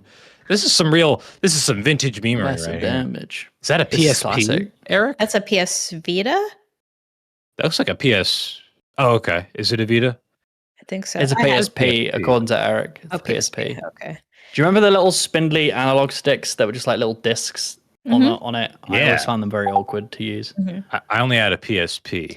I do. I'm trying to bring it back to Xbox. I do miss a lot of the old Xbox reveal events. Xbox at E3 was always a big thing. Like they would run out giant stadiums, or was it the I don't even know what they call it now. But yeah, it was next to E3 and get us all in there. We're like, oh my God, what are they going to show? It always felt like Xbox. Tina, sorry, but Jay, Tina's talking, but you keep shoving this envelope in front of the camera. It's fine. What's that? Yeah. Well, the listeners can't see it. But what did you mean by that? What did it contribute? It says towards? Xbox on it. Xbox. Okay. I went to an Xbox event at GDC, and they gave me this. And then they were like, you can take notes in it to write down all of your Xbox things. And then I just used it as a notebook to write down blueprints notes. I'm like, right. Oh. I just remember how big those events were, where they also invited the public. So there was long lines to get in. And then press had their own section. And it just always felt very special.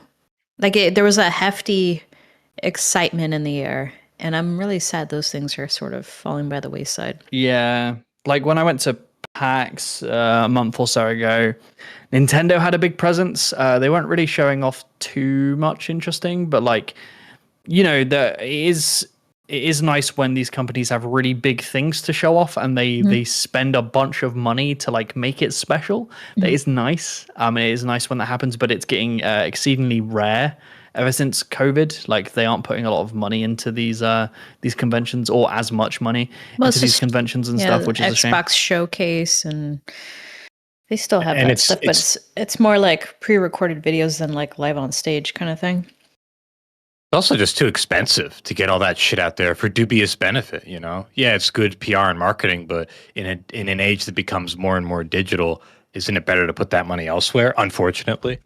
For What do you mean? Instead of having an event?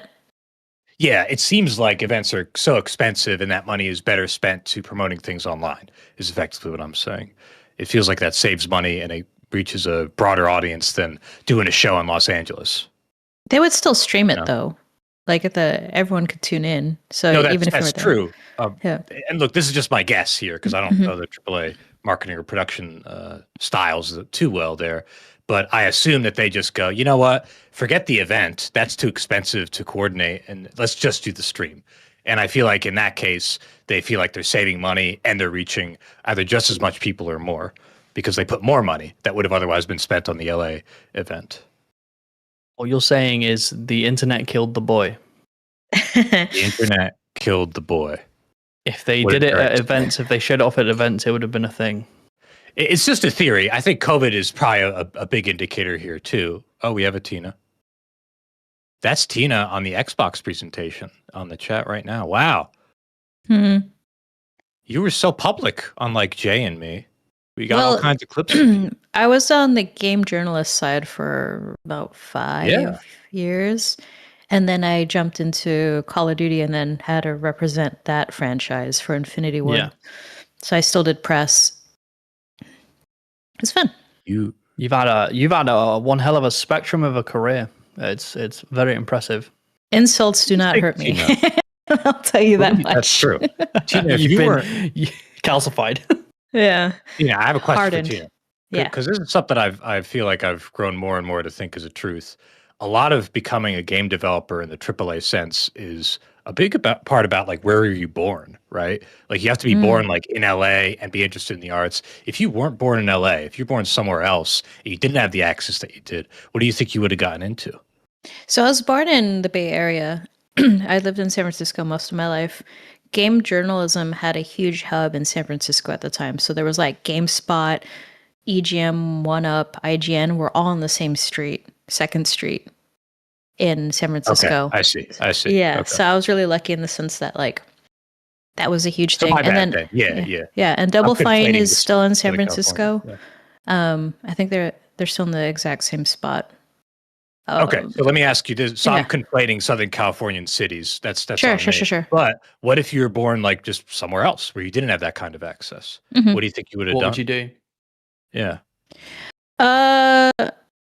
So I majored in English literature, which at the time everyone was like, "Why are you doing that?" There was only 9 of us at my university that did that. Wow, really? I'm glad I did though. And then no regrets. I ended up Googling like all of my favorite game companies, not knowing what the industry was about. So it did help that I was local and I could go to GDC and see what the industry, like get a foothold on what publishers were, what developers were, what the difference was. That definitely helped. I think traveling to a GDC, not being from that city, would be extremely expensive. I also thought about doing international law. And I had a professor, my religious studies professor in school, was trying to push me into canon law, which is, What's I canon don't law? know. It's Catholic lawyers or people that keep track of what the Catholicism is, right? Like with their new. Oh. It's almost like a lore person, right? So you help Yeah. people keep up to date on stuff. So Okay. if like there's any changes, you have a foothold on that, but you kind of help go through like the history and stuff. If someone says, I want, I don't know, nuns to be priests now or something, you could like go back in time and look at the history of the Catholic Church and say, oh, well, You're able to time travel? you know what I mean? Through If she studied, documentation she would have been and able shit. to. Yeah. Or also, Didn't get- like having debates between, different chapters in the Bible, but also looking at different versions of the Bible too. That's a huge thing. Translations. Interesting. Yeah. And what was the name of that job again? Canon lawyer. CANON lawyer. I thought that would be Canon. like the law pertaining to owning and operating cannons, but I guess that's not very popular Yeah, my nowadays. We've upgraded. My religious studies professor really wanted me to like do something with the Catholic Church, but I was like, sexism. That's very on brand. Yeah. Sexism, But yeah, he was like, learn Latin. I'm like, oh man. All right. learn Latin. I promise you, if you learn Latin, you'll Learn be able Latin. to Aw, go into the man. past. Yeah. I don't know if I want to do that. Wait, Here I Eric, am talking what with is you happening? gents about You- Milo. Describe the footage, Tina. Oh, me in San Francisco. There you go. Oh, Tina that's in why. San I was trying to understand what the hell was. How is that relevant to anything we're talking Wait, about? for people who are listening, Eric put up on screen. Do it again, Eric. That was funny. He put up Tina in San Francisco, and it was her as Sonic running down a really hilly street. Which Sonic is this? In Sonic Adventure, Sonic Adventure 1? maybe? 2 or 1? Oh, is it 2? Okay. 2. It's the believe it's the opening of Sonic Adventure 2, and it takes place in San Francisco, I believe. Yeah. You know That's- it's San Francisco because there's hills. Yeah. Right? That's what's that? He's gonna truck jump doing? over Alcatraz and the Golden Gate Bridge. Is the truck trying to kill Sonic? Yes. Pretty good. Jesus, it's terrible. It was jarring going from San Francisco to LA. I'll share that much. It was something I never thought I would do. You grew up in the Bay Area thinking like, LA's lame. They shouldn't even exist because they don't even have a natural water source. Just You desert, Southern Californians and man-made. your petty rivalries. You need water from the Bay Area to survive. Oh, We're the best. like oh, You're reminding me of a story in the Netherlands that I could quickly share. I went up on a hot air balloon ride when I lived in Amsterdam, and I was talking to the guy, and we were up high. And the Netherlands is bordered by Belgium. And I said to him, like, "Oh, so what are we looking at here?" And he says, "Oh, this is the Belgian area, and then over there is the Dutch, like the Netherlands area." And I was like, "Oh, cool." And he got like. Dutch people are very direct and a little bit stoic often. And he just showed a little bit of emotion and he kind of smiled and he said, "You can always tell where the Belgian fields are because they're so disorganized." And I thought, oh my God, what a localized Euro rivalry I just experienced. The Belgians and the Dutch being jealous of each other's field organization. that's pretty good. Or I being love that. proud, I guess. Yeah. These small rivalries, they're fire. Well, I mean, you're Speaking from of, the UK. You know all about that. I am from the UK. I am. I know all about that shit. Oh, the borders, people do be bitches. Do you guys know about the scones thing between Cornwall and in England? No. What there? What? I don't. Devon You don't scones. condone it? I thought you were gonna Uh, do like a brilliant host segue from like speaking of I thought rivals. so too. I was just going got to, some but then he Sony. mentioned the UK, and I'm thinking of unique rivalries. One of the main ones is that where I'm from, Devon, which is in the bottom, like southwest corner of England. You know that little overhang. I'm from there, not the very tip. The very tip is Cornwall, and then just before that is Devon. I'm from Devon, and in Devon and Cornwall have this rivalry, which is all about scones, which I'm sure Eric can pull up a picture of a scone. If you just type in English scone. And the two common ingredients to go on top of a scone is clotted cream and jam. And there's a rivalry between the Cornish and the Devonshire people on which goes on first. Do you do clotted cream Oh my first, or do you do God. jam first? Oh my god. Okay, so what And is the your Cornish- opinion? So while I'm from Devon, so I have the correct opinion. The Cornish will apply jam first, then clotted cream. But the people from Devon will apply clotted cream first, then jam, which is the correct decision because jam's very. I agree. It's more liquidy than clotted cream. So Yeah, you put yeah. down the more solid foundation. foundation first, then you put the jam over the top, rather than trying to smear the spready jam Like with a the cream. fucking psychopath. Like I a agree, fucking- actually. Yeah. Yeah, I think that the Cornish they aren't really like they're not all there. So. Damn. I'm sorry. Maybe this is only funny for me because like I'm a mixed person. Like ethnically, I have people from a lot of different Oh, I'm mixed backgrounds in my too. Yeah, heritage. Yeah, but also I'm from New Jersey, so people are like, "You're from fucking Jersey," and I'm like, "Yeah, it's gross." Like that's it. We just kind of own it a little bit. Like take a look at Philadelphia, which is like has a little bit of a cultural association with like where I am in Central Jersey, and then North Jersey is just regarded as a suburb of New York City, which in many ways it is. So I don't know. To me, they're funny. The rivalries. You should make an indie game where you have to put either jam or butter first based on that person's accent ordering that scone. I'm like, well, the thing is, the that's Cornish fun. and the Devonshire accents are very close to the point where I don't think anyone who isn't from England could tell. That's the point of the game.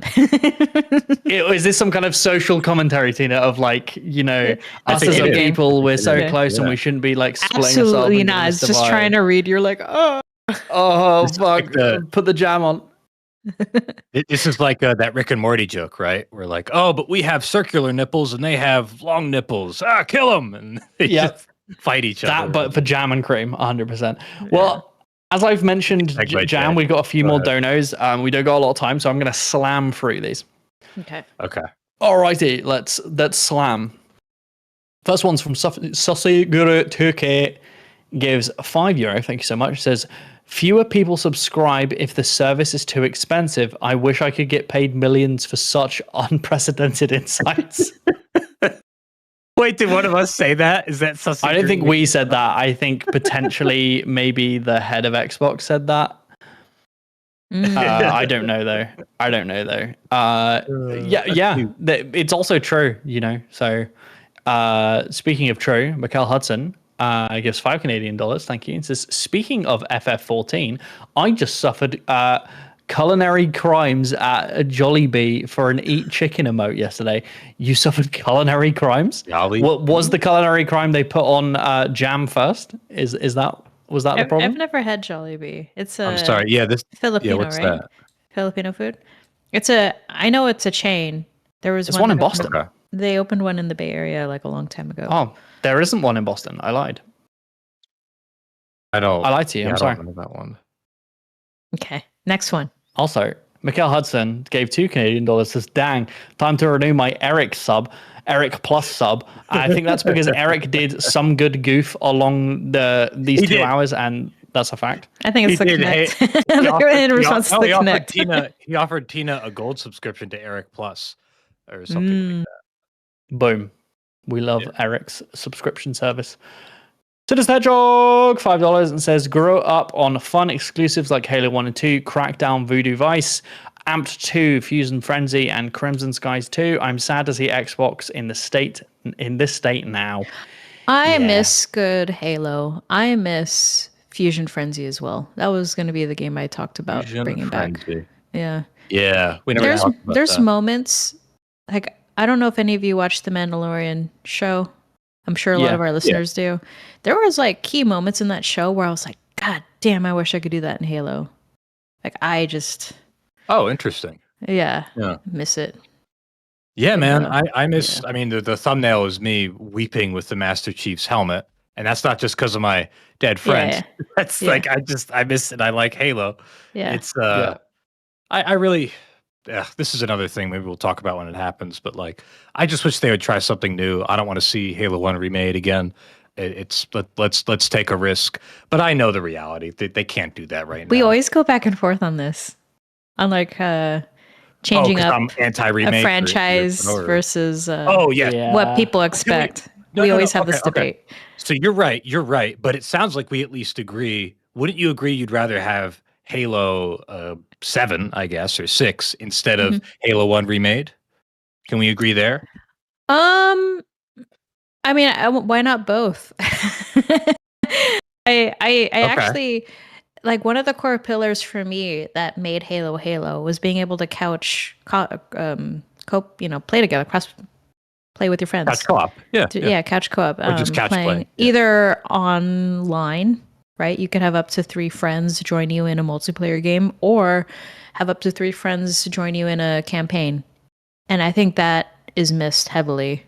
I think they got rid of that during 5, right? 4 or 5, the co-op. I can't remember. Oh, the co-op? No, the co-op still exists. You mean the couch co-op, right? The local couch co-op. Okay, yeah. I can't remember when they got rid of it. I get why. It's a technical thing, but I get it. It's a performance consideration, but I mean, I don't. It's rough. For me, it's more about like I haven't played Halo 5, but I think I've played all of the rest of them, and I just feel like the series has kind of lost its way. Like the story has gotten less interesting to me. I think Infinite had a really awful development, and a lot of poor design decisions were made. But we can go into that another time. I'm not trying to take up. Halo episode one day, maybe. I look forward to the next Halo because I'm a Halo fan. That's all. I mean, anytime you throw beloved franchise to a brand new studio, there's a lot of opportunity to change things up. Like when it went from Bungie to 343, I don't know what that must have been like on that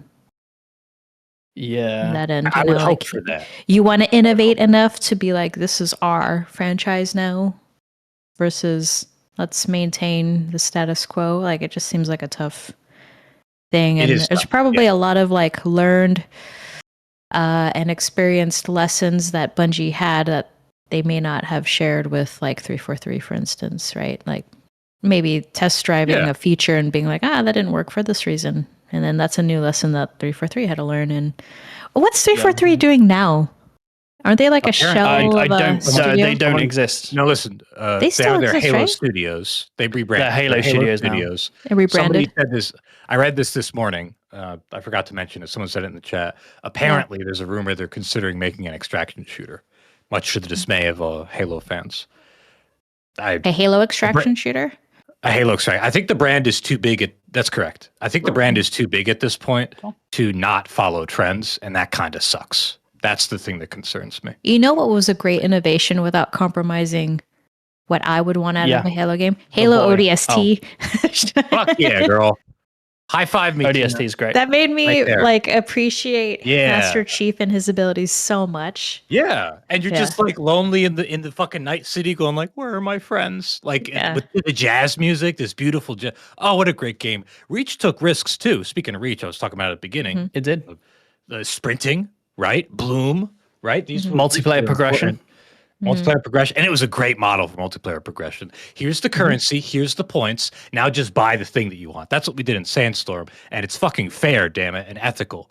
Yep. So, anyway, I'm on a Halo tangent now. Please continue. We'll do a Halo episode one day. I'm sure there's lots we can discuss about its development processes and stuff like that. Wait. I need to know, Mikey, what game mode did you play online in Halo? I wasn't a big, despite my tactical mentality and development. I actually didn't play a lot of SWAT. I liked the objective-based modes. I know, weird, right? I played it a little bit, and I was like, I'm dying too fast. I didn't like it. I played a lot of traditional stuff, like Team Deathmatch, Capture the Flag. I really like Capture the Flag a lot. Capture the Flag is a good second. Stuff, yeah. SWAT's the best. SWAT was cool, just it felt too much like a mod for a game that wasn't built for it. But then again, I play Hideous Destructor, so what the fuck do I know? Sorry, Jay. Okay, continue. No, that's all right. As we've been talking, I appreciate that question. Twice as many subs have come in, so we're gonna slam through these. If you have something to say about Halo, I know, right? We can't bring up Halo without going in deep. That's just par for the horse. More money. Gate Bear Mountain, 29 months in tip jar. Thank you so much. And then follows up with $2 from Gate Bear Mountain. Says, don't mind me, just appreciating the thumbnail. Yeah, we put a lot of effort into that. Big shout out to Padman. I gotta cut my hair. Yeah, I gotta cut my hair in that thumbnail. Min Duel $2 says developers. I meant to say this. Boy. I was thinking about the meme because you guys know what that's referring to, right? No. That no. Oh, what was his name? Basically a guy who was very excitable. I think he was a Microsoft exec or some corporate exec. And he was saying the most important thing. He was pushing the idea that content is what sells platforms. And so he was saying developers is important. Something like that, I think. Oh, okay. No, I hadn't heard that. Yeah. He was the CEO of Microsoft. And he was really sweaty, as you can see. That dude. That dude. Thank you, Eric. Dude, that guy was on the spectrum. You could tell that guy was excited. Aren't we all? That guy is the spectrum. Why would you wear a shirt like that on a man? That is a sweaty. I know. Okay, I need to stop looking at that man. That's just Bear Mountain also. Like what? Dude, he earned his money that day. Oh yeah. What's pronounced? Oh yeah, get that bread. Was this in the 90s? Yeah. Is he dead? Is he alive? He's alive. He was a yeller. And I'm not saying that's bad. I think. I don't know. Oh my God. I don't even know. This is from Microsoft. Old yeller. He's screaming. He's literally yelling. Gay Bear Mountain. Big hype. Gay Bear Mountain, $10 says, just got to the FF14 community discussion. Mods are enforced on a don't ask, don't tell basis. So if you don't mention them in game, the GMs won't do anything about it. Yeah, which is like a nice way of doing it. Also, before we get that, I just saw that we got a Ko-Fi dono. Thanks to Eric for showing us that. It's from Snake in the Garden. It says, do we think Europe is impacting this decision? French government is leaving Microsoft for Linux as part of a cost reduction, but also data sovereignty. As a European, I'd definitely consider GameCube before Project Helix for similar reasons, even though I'm not a console person. That's very interesting. I did not know. Can have an impact, I'm sure. I feel like my gut says it's too minimal, it's too small, but that is interesting, and I'm happy to be proven wrong on that. When you say too small, are you saying the French government doesn't have a huge impact on the globe? It's interesting you're saying that with a Valley Girl accent. The borderlines. Oh my god. That reminds me of the Mean Girls, the monologue. I think I think the thing that to consider is because France is in the EU, you don't know if the rest of the EU will follow suit. The French they often do things, in defiance of EU stuff or in defiance of other Euro or other Western countries' policy. I can do that. We'll see what happens. That's interesting. All the Linux users are quite excited now, I suppose. Yeah, it doesn't take much for a Linux user. You just need to mention that you're even thinking about getting into it. I told you guys about, quick anecdote, I told you guys about the time we brought Insurgency, the original, to Linux, right? This was 2014, 2015-ish. We went to a Linux gaming forum, and there was a thread or something where they were saying, all right, guys, somebody's going to give it to us. Somebody's porting a game to Linux. Don't fuck this up. They're running a playtest. Be nice. Don't be shitty. We're going to join their playtest. Don't fuck this up for us. Yeah, they were like worried that the personality of Linux users were going to ruin it. Eric has a video. Average Linux user, is that Neo in the Matrix? I had a mate at uni who insisted on doing all of his game dev via Linux, and I remember we were doing a game jam, and he started from scratch. Like he just started like writing his Linux program while we were in the game jam, and we were like midway through prototyping our game jam project, and he went, "Guys, look, I've got folders." Like he had folders on Linux, and it'd been like 4 hours. And I'm like, motherfucking That's Linux, not what man. you want to spend time on, when you're game jamming. Yeah. Gay Bear Mountain, $5. We got a few more to slam through. Alternatively, for FF14, the community has a toxic positivity side where people will allow bad playing because they're afraid of the mod hammer. Yeah. It happens. It really does. Also, like the whole sprout system, FF14 is just what did they mean by bad playing? Like not being good at the game? Like the community will forgive people being bad because they don't want to like call people out for being bad and saying you need to improve because they think they might get banned. So you can't criticize people or be like, hey, have you tried doing this? You can, but like you just need to be really careful about not being a dick. And do you know what? I'm fine. I like living in Big Brother Final Fantasy. Okay. Because when you described it earlier in the stream, that's kind of what it sounded like. It's because it is what it's like. But it means it's not toxic. You're just constantly worried about what you're saying. You go up to a player, hey man, you want to play? You want to do this dungeon? We've always been at war with Eurasia. Y'all get that reference, right? No. George Orwell, 1984. Okay, never mind. Continue. Sorry. Saucy. I read the book. Yeah. Okay. Saucy Guru 2K, €2 says, "Why not jam cream jam? Why don't you fuck off?" I'm joking. Saucy Guru. I'm joking. But it is cream then jam. I'm not. This isn't a border dispute. This is just like this is like science. This is food science. I will not back down. Has anyone blended the jam and the cream together so you don't have to deal with this bullshit? You're fucking ill. You are ill. Tina. Just like Dower Dodger. Member for 29 months says, why not half jam, half cream?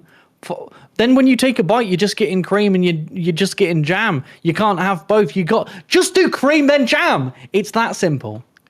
I think we have to think about this diplomatically. I think cream first and then jam makes sense. That's what I would do. We play FF14. We do not live in a democracy. You can't. This isn't up for discussion. What are the If you mention jam first then cream in FF14, you get banned. They ban you. They delete your account. Oh my god. Also, a big knife in the throat from Sinnoh the Hedgehog, $2 says, "I bet Jay is a milk first then cereal kind of guy." Wrong that he is, mate. That's on a completely different scale. Wrong. If you're doing milk first then pouring cereal into it, you're wrong. And Tina, fuck off. You don't do that. I'm not saying anything. Do you do that, Tina? No. How do you know how much milk your cereal requires? Do you consent to a polygraph? It's so crazy. No, I don't do that. I'd like to know for sure. Water then cereal. Oh my god. Oh my god. Or O's. More. Eric's putting next. Okay, 12 Sovereign listeners. Sovereign gives €5 to say, do you guys think Xbox will ever go back to fully exclusives like on the 360? What are the chances Gears E-Day will be Xbox only, no PC or PlayStation, for example? I don't think that's going to happen with all the rumors of them pushing for the PC ecosystem even within their new console. And I think that's the smart play. I don't really think a brand new exclusive Gears of War game is the seller for the entirely new console generation. But yeah, only time will tell. I agree with you. I mean, even if it weren't the whole streamlining between Xbox and PC, how it would contradict that. I mean, kind of not open to Pandora's box, but like we've revealed we've eaten the forbidden fruit of cross-platformness. If you don't do it, people are going to be pissed. Yeah, people are going to be angry. Waiting for Viva Pinata 2 gives 200 arses. Says, I just came back from a meeting at Xbox Argentina. I was hired for my innovative ideas for Game Pass. Overclock your console for better graphics with Game Pass Ultimate. Also, save data expiration without Game Pass Essentials. Also, save data expiration without Game Pass Essentials. Man, I could see you working at Xbox. I could see it. Are you responsible? Yeah. On the overclock idea. Can't go wrong there. Doing God's work. Yeah. Crank your shit up. It's been a while since we've had a red ring. You know what I'm saying? Oh my God. Speaking about red rings, and by that I mean mine, Dower Dodger Esquire gives $5 to say, the real question is, why do you make aggressively pause cereal like a vengeful god smiting non-believers? Referencing that whenever Jess does her personal streams on Mondays, I, for some reason, always get a craving for cereal. So I go and pour myself cereal, and apparently I do it very loudly. I'm very loud at pouring. But I think that's the amount I pour. I think I have a friend who measures his cereal when he pours a bowl. He puts it on a scale and he measures how much it is. And I think that's psychopathic. I fill the bowl to the brim, and then I put as much milk as that bitch will carry. And then I struggle to get to where I need to go. That's how I consume cereal. So if that smites the non-believers, well, maybe they deserved it. Snake in the Garden gives €2 to say, Jamate, working class test, when do you add milk to tea? Okay, so you put the tea bag in, sugar if you want, put the water in, the hot water, let it brew for a bit, 1, maybe 2 minutes, take the bag out, give it a stir, then milk. I don't put if you're saying it's working class to put milk in while the bag's still in there, no thanks. I don't want to work in that class. Susikuru 2K, €2 says, you could also do butter, jam, cream. Why would you need butter if you have cream? You can have a buttered scone. That's fine. Is it possible? Like, it's hard to find clotted cream in America. It's not. We're talking about rural England, Tina, where clotted cream falls off the fucking trees, mate. I'm just saying. It's fucking hard to find it. Also, American scones are wanky poo-poos. They suck. I bought some from a store the other day and I was expecting a crisp British scone experience, and it was like salty. It's like they made it with like salted butter, and it was gross. I'm sorry, Jay. I'm sorry. We spent all our money instead of on the scones. It was on subsidizing your country's defense. That's on us. Sorry. That's our bad. No, I think you guys have been funding something else recently, but I won't mention what that is. And on that note, we're done. This episode is wait, why are we getting? Oh wait, you're pinging us. Okay, Tina, say your goodbyes. Say goodbye byes to everyone on stream. Goodbye, byes. Thanks for everything. Bring back Halo. Bring and the back boy. Halo. Oh, you know what? I loved Gears of War as well. There's some good shooters. Gears of War is good. Gears of War, the boy bundle. Oh my god. Boy bundle, protect the boy. Marcus. Yeah, Phoenix, okay, let him Phoenix. play with the little like chainsaw gun and see what he does with it. Yeah. Oh no, he's dead. Rip. Reset the boy. Who, Dom or the boy? Or both? Both. I remember my mom My- coming into my room the first time I was playing Gears of War, like, I don't know, during like Christmas break or something from school. And she saw me chainsaw a locust in half and she was screaming at the top of her lungs. She's like, "What are you doing? What is this?" And I'm like, "Mom, get out." Fucking funny. It's a fucking bug, Mom. Leave me be. Get out, Mom. The locust could have resolved this diplomatically, is what you should have said to your mom. They could have done some initial outreach. They didn't have to invade us from the ground. You know, they could have. They could. Could you imagine what their skin would look like on a next gen console, like the textures and stuff? Oh, they're like sticky, it's wet. Badass. Oh. Yeah. Yeah. They're cave dwellers. That'll be fun. There's probably some. Can't wait to play that day one on my PC. Yeah. Okay, I better go. Mikey. Sorry. Yeah, Mikey, say your goodbyes, and then we can wrap this up. Bye. Good show. Okay, so from all of us, Tina's gotta including go. Producer Eric. Yeah, Tina's got to bounce. Goodbye. You're all Good wonderful. show. We will see you next episode. Just as a reminder, guys, next episode is going to be the 15th, I believe. You just got 100 Rs. Oh, we got $100. Just came back from work at the US Embassy. I have to notify that your American visa has been revoked for your recent comments. But hey, at least you can get to eat good quality scones again. You got to read his, what's his username? Waiting for Viva Pinata. That's Waiting for Viva Pinata too. Yeah, we're A regular. So our common don't know. We know Waiting for Viva Pinata. Okay. Yeah, well, the episode's soon. Tina's running while I do the final goodbyes. Bye-bye, Tina. Bye. Yes, it's going to be on the 15th. I'm staying here until you close out. I'm staying till You're the all end. wonderful. Bye, guys. Bye.